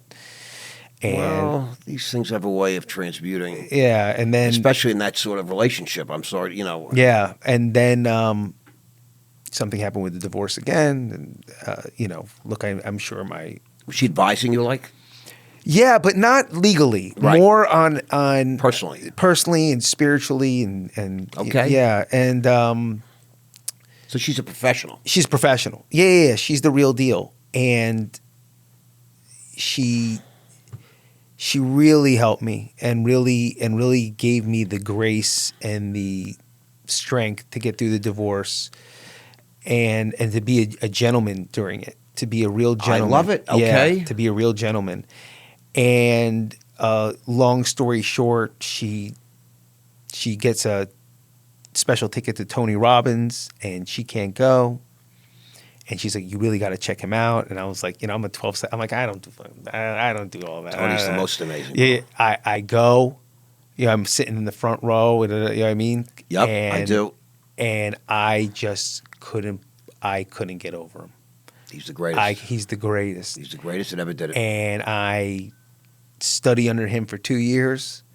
You know what I mean? And do all of it and like go like crazy personal development. Yep. But it was I can't tell you how much I admire him, how much I look up to him, how much I respect him.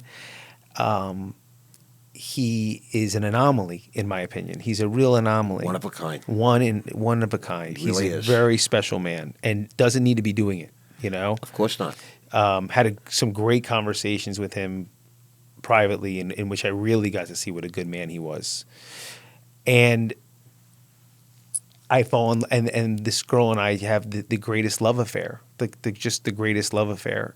And it came to the point of truly becoming life partners. Wow. Truly becoming life partners. And what she has in her life and what I have in my life, and where it wasn't time. It wasn't time. It wasn't time. And to let go of somebody that you love so much is really... Were you faced with a choice? Yeah. Like sort of should have get off the pot kind of thing? Pretty much. I mean, that's the way you and I would explain it. Right. She was No, way more, obviously, I way understand. more loving and diplomatic No, I about understand. it. But it was challenging for sure. It was challenging. Is it a new thing? It's The you know it's parting? what? The split, let's say, is it reasonably new or Yeah, it's reasonably new. You know, Okay. it was on and off for a while. still might be in an odd way? Yeah. You don't know, feelings like that don't subside so Yeah, fast. it's definitely the most. It was the first time I really experienced love.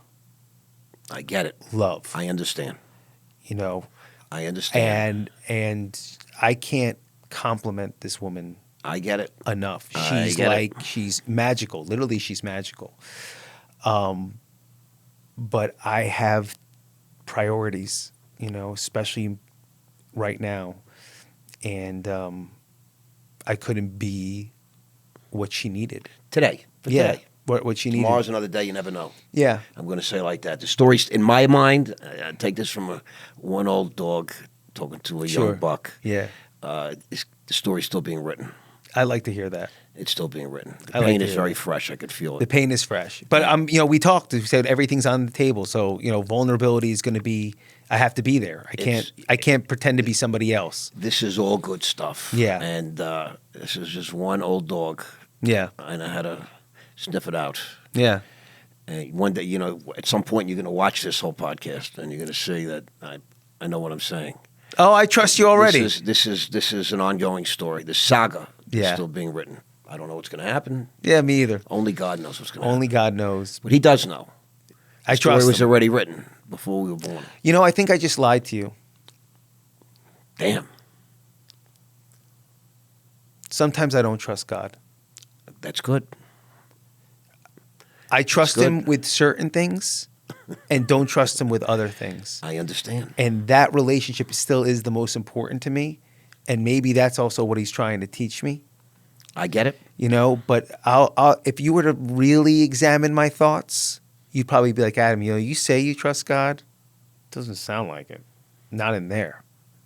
I certainly don't trust God. You know, if you want me to, yeah. you know, God is very flawed, and I could point out many of His flaws, straight out of the Old Testament. So, I mean, as far as God, you got me all wrong. Yeah. You know, I'm just yeah. going to say, you Yeah. didn't have to be so hard on me. Yeah. But He knows, I know, and I don't take that the wrong way. Nobody trusts God. Yeah. Nobody. Because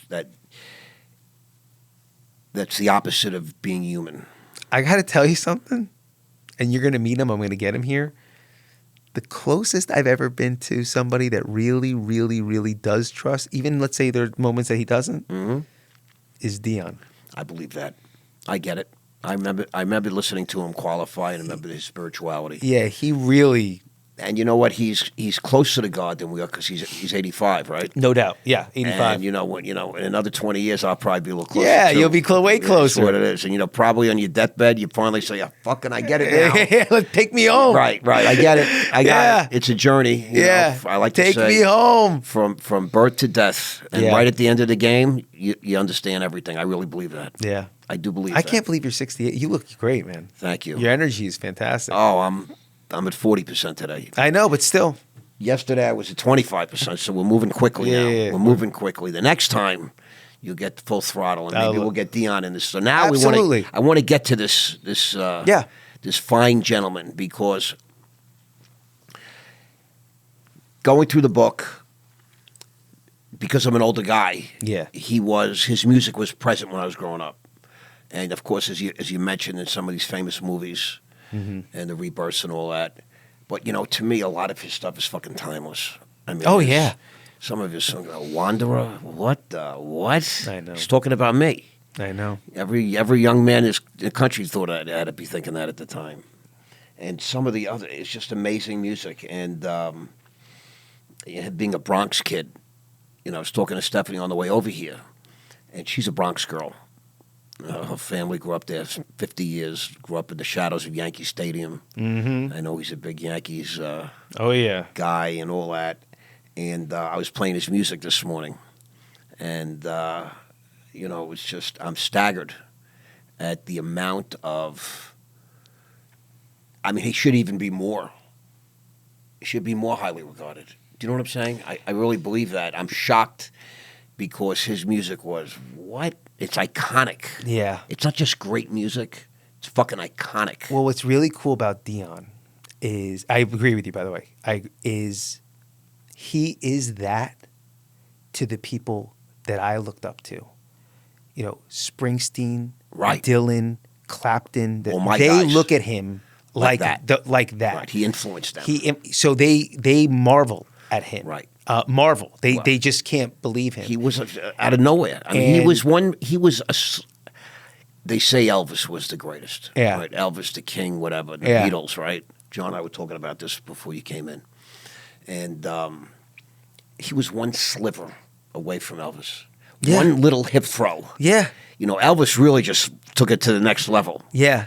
But his music and his songs are as good as anybody. But Elvis's legacy is still tied to our disease and what happened in the end. Yeah. And when Dion's no longer on the physical earth, his legacy will be I believe that. his spirituality. I get that. And his, you know what I mean? Let's talk about that. Sure. Let's talk about that. So now you meet him in your first day Yeah. after you leave the rehab. Mm-hmm. And you're fortunate enough to go to this meeting. Now, he's not speaking, right? He's just No, there. it's just there. And everyone's like, that's Dion. I meet his mentor. Okay. You know, they became like good cop, bad cop with Okay. me, you know, and they raised me. They sort of like brought you in. Yeah, this guy named Ben T, who could, I mean, he was the greatest speaker I've ever heard. Really? Yeah. Wow. Yeah. I love that. Greatest speaker I've ever heard, period. And you got his numbers right away. You exchanged numbers. Yeah. You said, can I call you, right? Yeah, the whole thing. The whole Right. thing. And And he so- started calling and checking on me. Of course. Why wouldn't he? Yeah.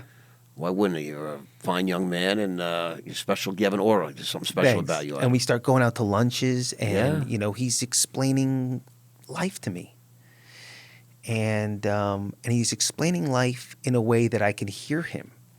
And he wasn't talking about my life; he was talking about his life, Right. and his experiences. And yet you identify. Yeah, and they were colorful because He's a rock star, bro. yeah. Can you So imagine? it's, you know, it's different. Right. And I'm like, oh my God, he got this lesson from Jimi Hendrix, and he got this lesson, you know, these lessons that he was learning, and how he applied to his recovery program, but also his spirituality and also his Catholic faith, and he, you know, in his marriage, and I'm developing this special bond, and I'm gaining this wisdom, but they're really remarkable stories. And finally, like right around 2020, he said something I don't even remember. The truth of it is, I don't even remember which conversation it was at this point. I really don't, because of this book. And I just looked at him, I was like, D, I really wish every single person could be at these lunches and hear these stories. Like, my mother, my father, my kids, our friends, I just wish everybody could hear what we go on, what we do every day. You know, and he looks at me and goes, why don't we just start logging them down?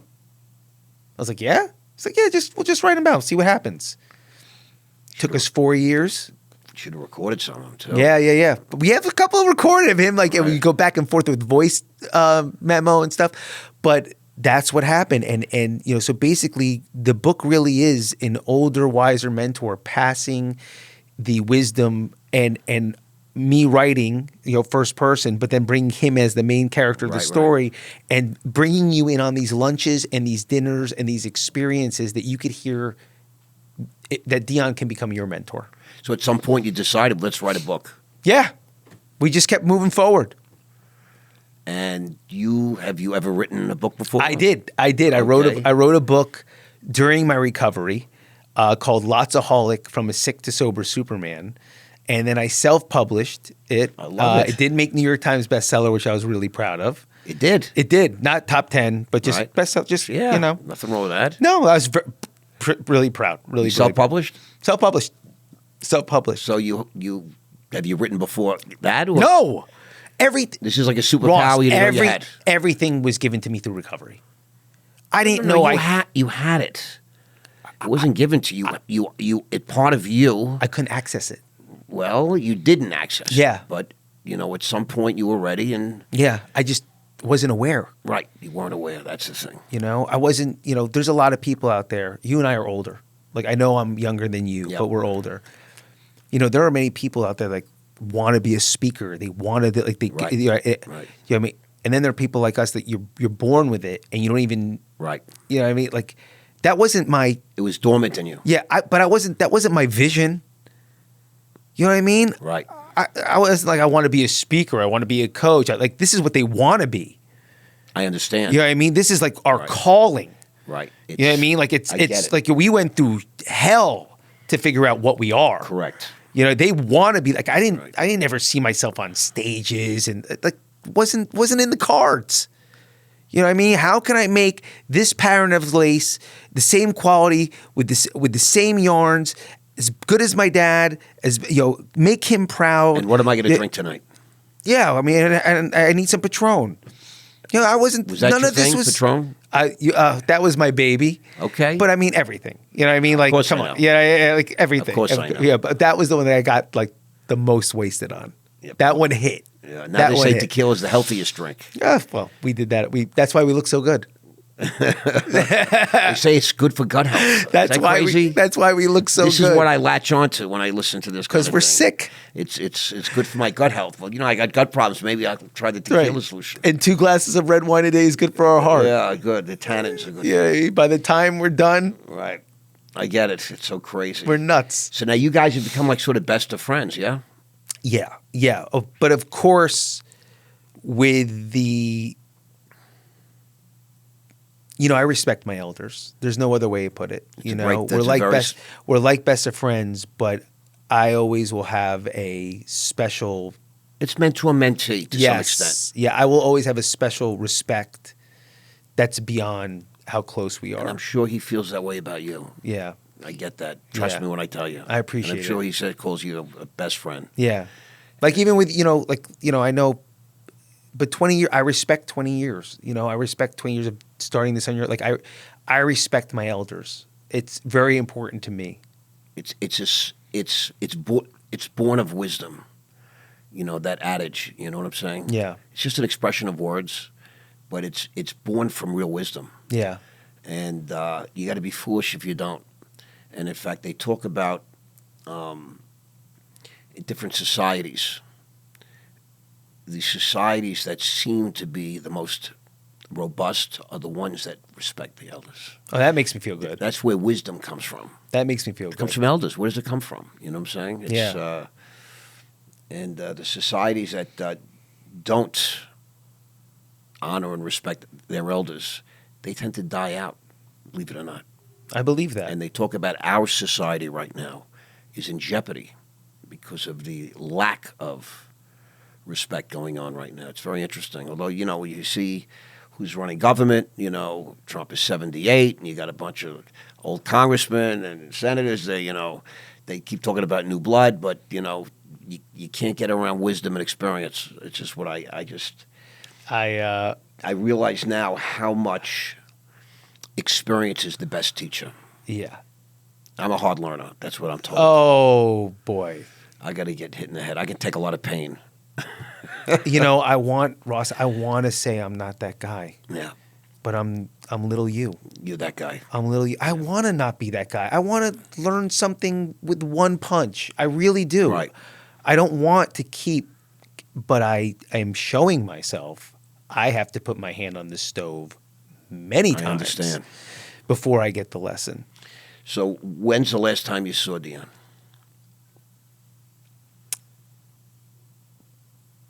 Three or 4 days ago. Okay. Picking him up tonight, go to a dinner and a meeting. Okay. Yeah. So he's in your life. Oh, yeah. It's a constant. Yeah. I talk every single day. Beautiful. He knows your children. Talk. Oh, yeah. He came to my daughter's graduation. I love it. Yeah. So he knows Randy too. Oh, yeah. Yep. Oh, yeah. He was sad to see what happened. And he went through it with you, I'm sure. Every step of the way. Yeah, I'm sure you spent many hours. Every step of the way. Yep. Every step of the way. He's just been a real father figure. It's a wonderful thing to have this constancy in your life. You know that? Yeah. Because, you've been through a lot of things. I feel it today. I feel that I've been through a few things with you today. Yeah. I really feel like we've lived through some things today. It's really a brilliant, you have a brilliant story. You're really in touch with yourself and really in touch with your story. And I think that's a very impressive thing, especially for a men like us, Yeah. if you just meet people throughout the course of life, normal people, I'm going to Yeah. say, Yeah. you really don't know what they're like, and you try and sit them down and have a chat with them. It's sometimes it's like pulling teeth, It's exhausting. and people don't even know their own story It's because they never really exhausting. gave it enough thought, and if they did, they never verbalized it. There's a lot of secrets, and Yeah. I don't talk about this, and I don't talk about that. All these different type of things, and it's just so great to be sitting with somebody that's open, who's clear, who's as truthful and as honest as he is at the moment. He was so truthful and honest that you stopped and said, wait a minute, I lied. Yeah. That's real, cash register type honesty. Yeah. Well, but it's exactly what you said before. I think I had to become this way because of how many times I get punched in the face. Yeah. A willingness. If Ross, trust me, there's a side that wants to show everybody I got it. You what I mean? look like you got it. I got the game. Like, Listen, you look like you got it. Put the ball in my hand. I want, who doesn't want that vibe? But the truth of it is anytime I've even pretended to be that guy, the way I've been able to help people and to connect with people is when I'm vulnerable and I'm real and I'm honest and I'm open. And when I put on my Michael Jordan guy, or my, it doesn't resonate because it's not true. Here's the thing. So, I'm out for a year, and I'm 13 months. 13 months, and I'm in this world now of influencers, coaching, Yeah. podcasting, all these different type of things, building a media company, for real. And, the one word that really resonates with me and that I hear over and over and over again is that people are sick and tired of the way it's been. People want authentic. Yeah. That's the word. And I'm like, authentic. Well, what does that really mean? Like the fat kid from Jersey, if he talked about, is that authentic? Michael Jordan, is that authentic? And essentially what people are saying is we're sick and tired. I think the human ear, and I think the program taught me a lot about this. You get all types. You get people that never spoke a day in their lives, and they're going to get up there and tell a whole group of strangers their lives, their intimate story. And the one thing I feel is that it's not always the most practiced speaker or the most eloquent speaker or the guy with the best vocabulary, the most rehearsed, etc., or even the one with the most fascinating story. The human brain, something goes on when the human ear, the words go in and the brain decides that it's true. Yeah. When we hear truth, it's just somehow it's more compelling. And I think that finally with what's happened with things like cellular technology and the internet, social media, connectivity, there's a transparency in the world that heretofore has not existed. I was growing up, there was channel 2, 4, and 7, and you heard what they said on the news, and that was the story. Right. And there was no one to ask and no one to say, yeah, go buy an atlas or a dictionary and look shit up and ask people whatever. Today, there's a million sources of legitimate information and data. Yeah. I became a Adam Jablin and Dion expert within 36 hours. Really. But I like what you were crazy. saying with authenticity, So You have to be authentic. because think about I'm a kid from the 80s, right? So Yep. still older than most people maybe watching this. And the old us, I have the body and the looks because I don't want you to know that I was the fat kid. And you could start a pocket and not mention that you had to go away. Right? Like, because Right. we were trying to show people something that we weren't. Right. We're being authentic. Right. We're just it's like, this is what happened. But authentic to me, see, authentic, broken heart. Yeah. In business now with no safety net, Yeah. broken family. Yeah. I can go on and on. But the point I make is you still look fantastic. Thanks, man. You're groomed. Your hair's, I look at you, I remind myself I got to get a haircut because my sides get crazy and too thick. I got to tighten up everything. Your whole look, the jeans and the jean jacket. Thanks, Ross. Black T-shirt, bro. I call it like I see 'em. Thanks. It means a lot. You got the cool bead bracelet. And I love the cowboy boots. So, Well, I didn't get to tell you. I love them. So this is actually homage to my dad. My dad, I gave you the version of Tom Brady in business. Yes. But he is a cowboy. He's been riding a horse since he was 2 years old, and you probably know it. There was a famous ranch in Queens, right? And he worked the ranch. He went to Colorado State, full ride, Really? rodeo and bronco. Got kicked out of there for riding his horse, wasted on campus, and when he got kicked out, he had to go. My grandfather was like, "You got to go to work." You know what I mean? And he would still go to work, ride to the ranch, go to work. And my dad's now living his dream. When we sold, he did it even before, but he lives in Aspen, Colorado, with 5 horses and his cars and my mother. He's Are they still together, your parents? Yeah. And he's Parents are together all these years? all these years, man. Isn't that a beautiful thing? Yeah, and he's a real, it's not, Right. it's hip or, country's now cool. He's a real cowboy. So I wear cowboy boots in honor, of my dad. I love it. Yeah. Those Dan Post. Yeah. But they're really a way of me paying homage to my my pops. I had, just so you know, Yeah. about 8 pairs of the most expensive cowboy boots you could buy, and used to collect all different colors, different textures, finishes, etc. It's time to put them back on, man. And then when I got married, Oh boy, here we go. the wife was like, "We're not going to be doing this anymore."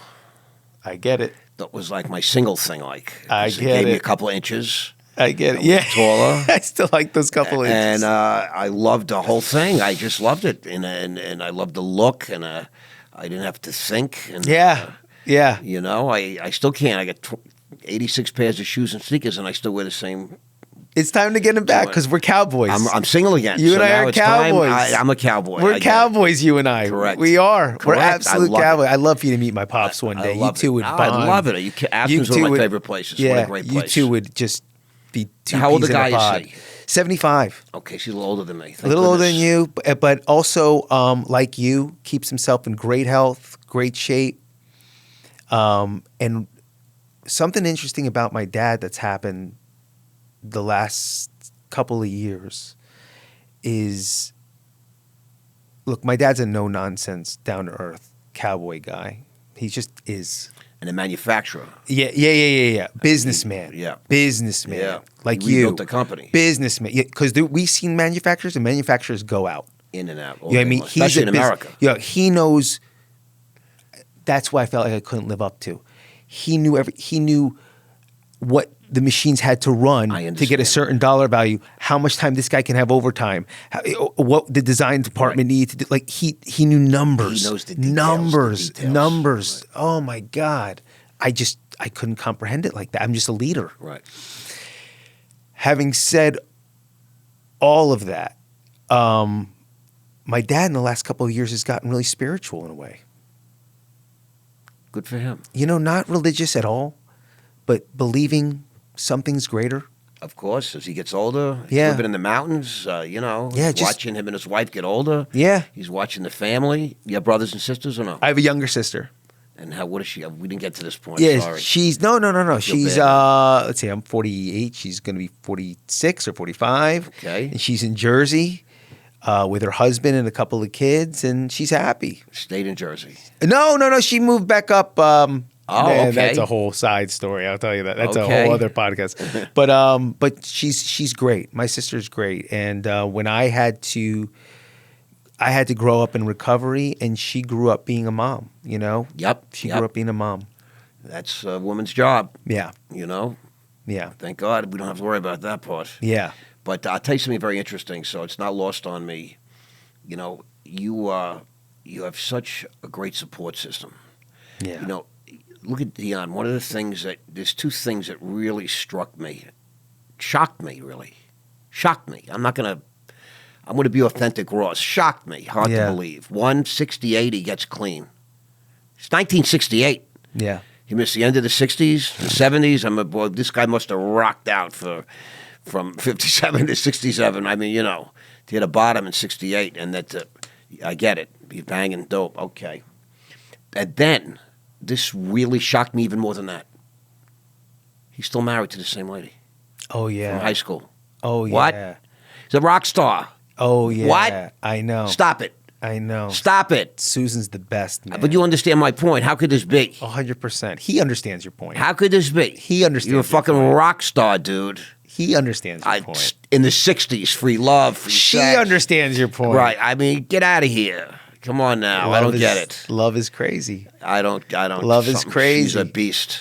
Love is crazy. She must be a beast. That's all I'm going to say. She's, they got something so beautiful, those two. They got something. They just get each other. They grew up together. She met him. High school. Yeah, before he was him. Right. So, I understand. She's not so impressed, Right. That's the problem. The rest of the world was. Every other woman was. Yeah, he'll always say she'll be like Beethoven, take the garbage out. Right, exactly. I get it. That's her man. I get it. That's her. But she is proud of him. She's respectful of him, and she can see before anybody when somebody's trying to take advantage of him. Did he make some money in his day? Yeah, he did well. He did well. I mean, I never speak numbers with him, but he'll talk about mailbox money and but he had to fight for everything. Back in those times, very corrupt, and they were like they would swoon him. You want a top song? Well, how about if we take the writing and you'll take this? Right. He's like, yeah, whatever. I just want to be on the radio. Right. And they took his stuff. So years and years later, it took years. He had to call Columbia Records and tell him the story, and they finally gave him the rights. I understand. I get it. Yeah. Business can be very, very. When it comes to money, funny things happen. Yeah. He's not about money though. No, he really of course isn't. not. But listen, and then I made a comment about your structure. The stability in your life. I see one of the great things. So, your parents are still married. Yeah. So, like your closest friend. He's still with the same woman for God knows 60 years more. 66 years, totally. And your parents. Yeah. And then you have the sister in Jersey. I don't know what her story is. No, she's married. Yeah. So you're an uncle and all that kind of stuff. And I'm the alcoholic divorce guy. You are the black sheep. I'm the black sheep. Certainly a good-looking black sheep. I'm the black sheep, man. Running the Hero Project. Yeah. Now let me ask you, what do you want us to know about the Hero Project? I want to plug you right now. All right, I appreciate it. Look, let's get some juice out there. From everything that you and I have gone through, but I'll say myself, I really do believe that every single person is on their hero's journey. I really, really believe it. And somebody's listening right now is like they're rolling their eyes, but there's something they want to do. There's something they want to accomplish. There's something they always dreamt of, but they didn't allow themselves to because they got married or they got divorced or this. And there's something they have to let go of. There's something they have to let. If it's in alcoholism, if it's addiction, if it's an old story, if it's there's something that's keeping them safe that they have to let go of, and there's something they're dreaming to do. And I love to hold my clients' hands and take them through this journey. The separation from the pain, the separation from the old story, the separation from whatever is holding him back. Then the initiation process where they learn new ideas, new skills, new beliefs. And I'm pouring so much love and enthusiasm into them, but also strength as in we're going to do this. Right. We're going to see this through. I'm not a cheerleader. Well, you are a cheerleader. You're much more than that. Right. Buckle your seatbelt, You're much more than that. Yeah, well, I'm Phil Jackson. Like Michael, if I say pass the ball. The Pistons have our number. Scotty's open. That's how you become the greatest of all time. You're a facilitator. Yeah. Of dreams. Yeah. And then the magnificent return. You slay the dragon, right? The fear, the obstacle. Right. And the triumphant return home. You return home the hero of your own story. I love it. I always say that we're the star of our own movie. Amen. Same thing. We are living our own movies right now, and we are the stars of that movie. Yeah. And if you go to the movie theater and you see yourself on screen, what do you think of that guy on the screen? Are you proud of him? Are you excited to be him? You want to meet this guy? Because that's you're looking at. 100%. You got to be the star of your own story. That's what it is. That's it. No dress rehearsal. That's it. That's it. Let's go. That could be the name of the coach, right? It's everyone's individual. I'm a Superman guy. I call it the hero pop, but like that's right. what it No, is. I love the name. You know, I love it. that's How do what they it find is. you? How do we find you? HeroProject.com? No, it's actually everything's on Adam Jablin. Just Adam one-stop Jablin. shop. Yeah. Jablin. Yeah. Instagram. Facebook. Facebook. Boca Raton, Delray. Boca Raton. Adam Jablin. AdamJablin.com. And you own AdamJablin.com? I own AdamJablin.com. You hear that, everybody? Yeah, AdamJablin.com. Own the Hero Project, but it's this, Ross, this is my juice. If you guys are interested in learning something amazing, a great book, story of Dion, as told by my brother here, Adam Jablin, The Hero Project, is spectacular. I don't even know what it's not just really a book. I feel like it's an event. I appreciate that. I really, really love it. I appreciate that. I love it. It's something I'm going to keep out of my house, just so you know. That's great. It's not going to go into the graveyard of Well, we're going to bring him in people here. I've met. I can't wait. We're going to bring him in we're here. gonna, we're You gonna, two we're will, gonna, we're gonna do a you two will love it. We're going to do a great podcast. 3 generations, right? Amen. Separated by 20 and 20. Yeah, it'd be great. Pretty crazy, It'd right? be great. I'm excited. So I just want to say thank you for coming by today. Oh, it's my pleasure. I'm glad you're feeling better. This is I feel better now than I did when we began. Yeah? Yeah. All right, I'm going to wash my hands after I feel, this. yeah, Sicko. definitely. All right. I just want to say, if you haven't met him, if you haven't followed him, it's time to step up to the plate. Adam Jablin, Boca Raton, Florida. He's a biographer, I guess. Yeah, co-author. Yeah. Of Dion's story, the famous crooner, rock and roller. And he's a spectacular guy. It was really my honor and privilege to see you today. Same. Thank you. Same. Happy to be here.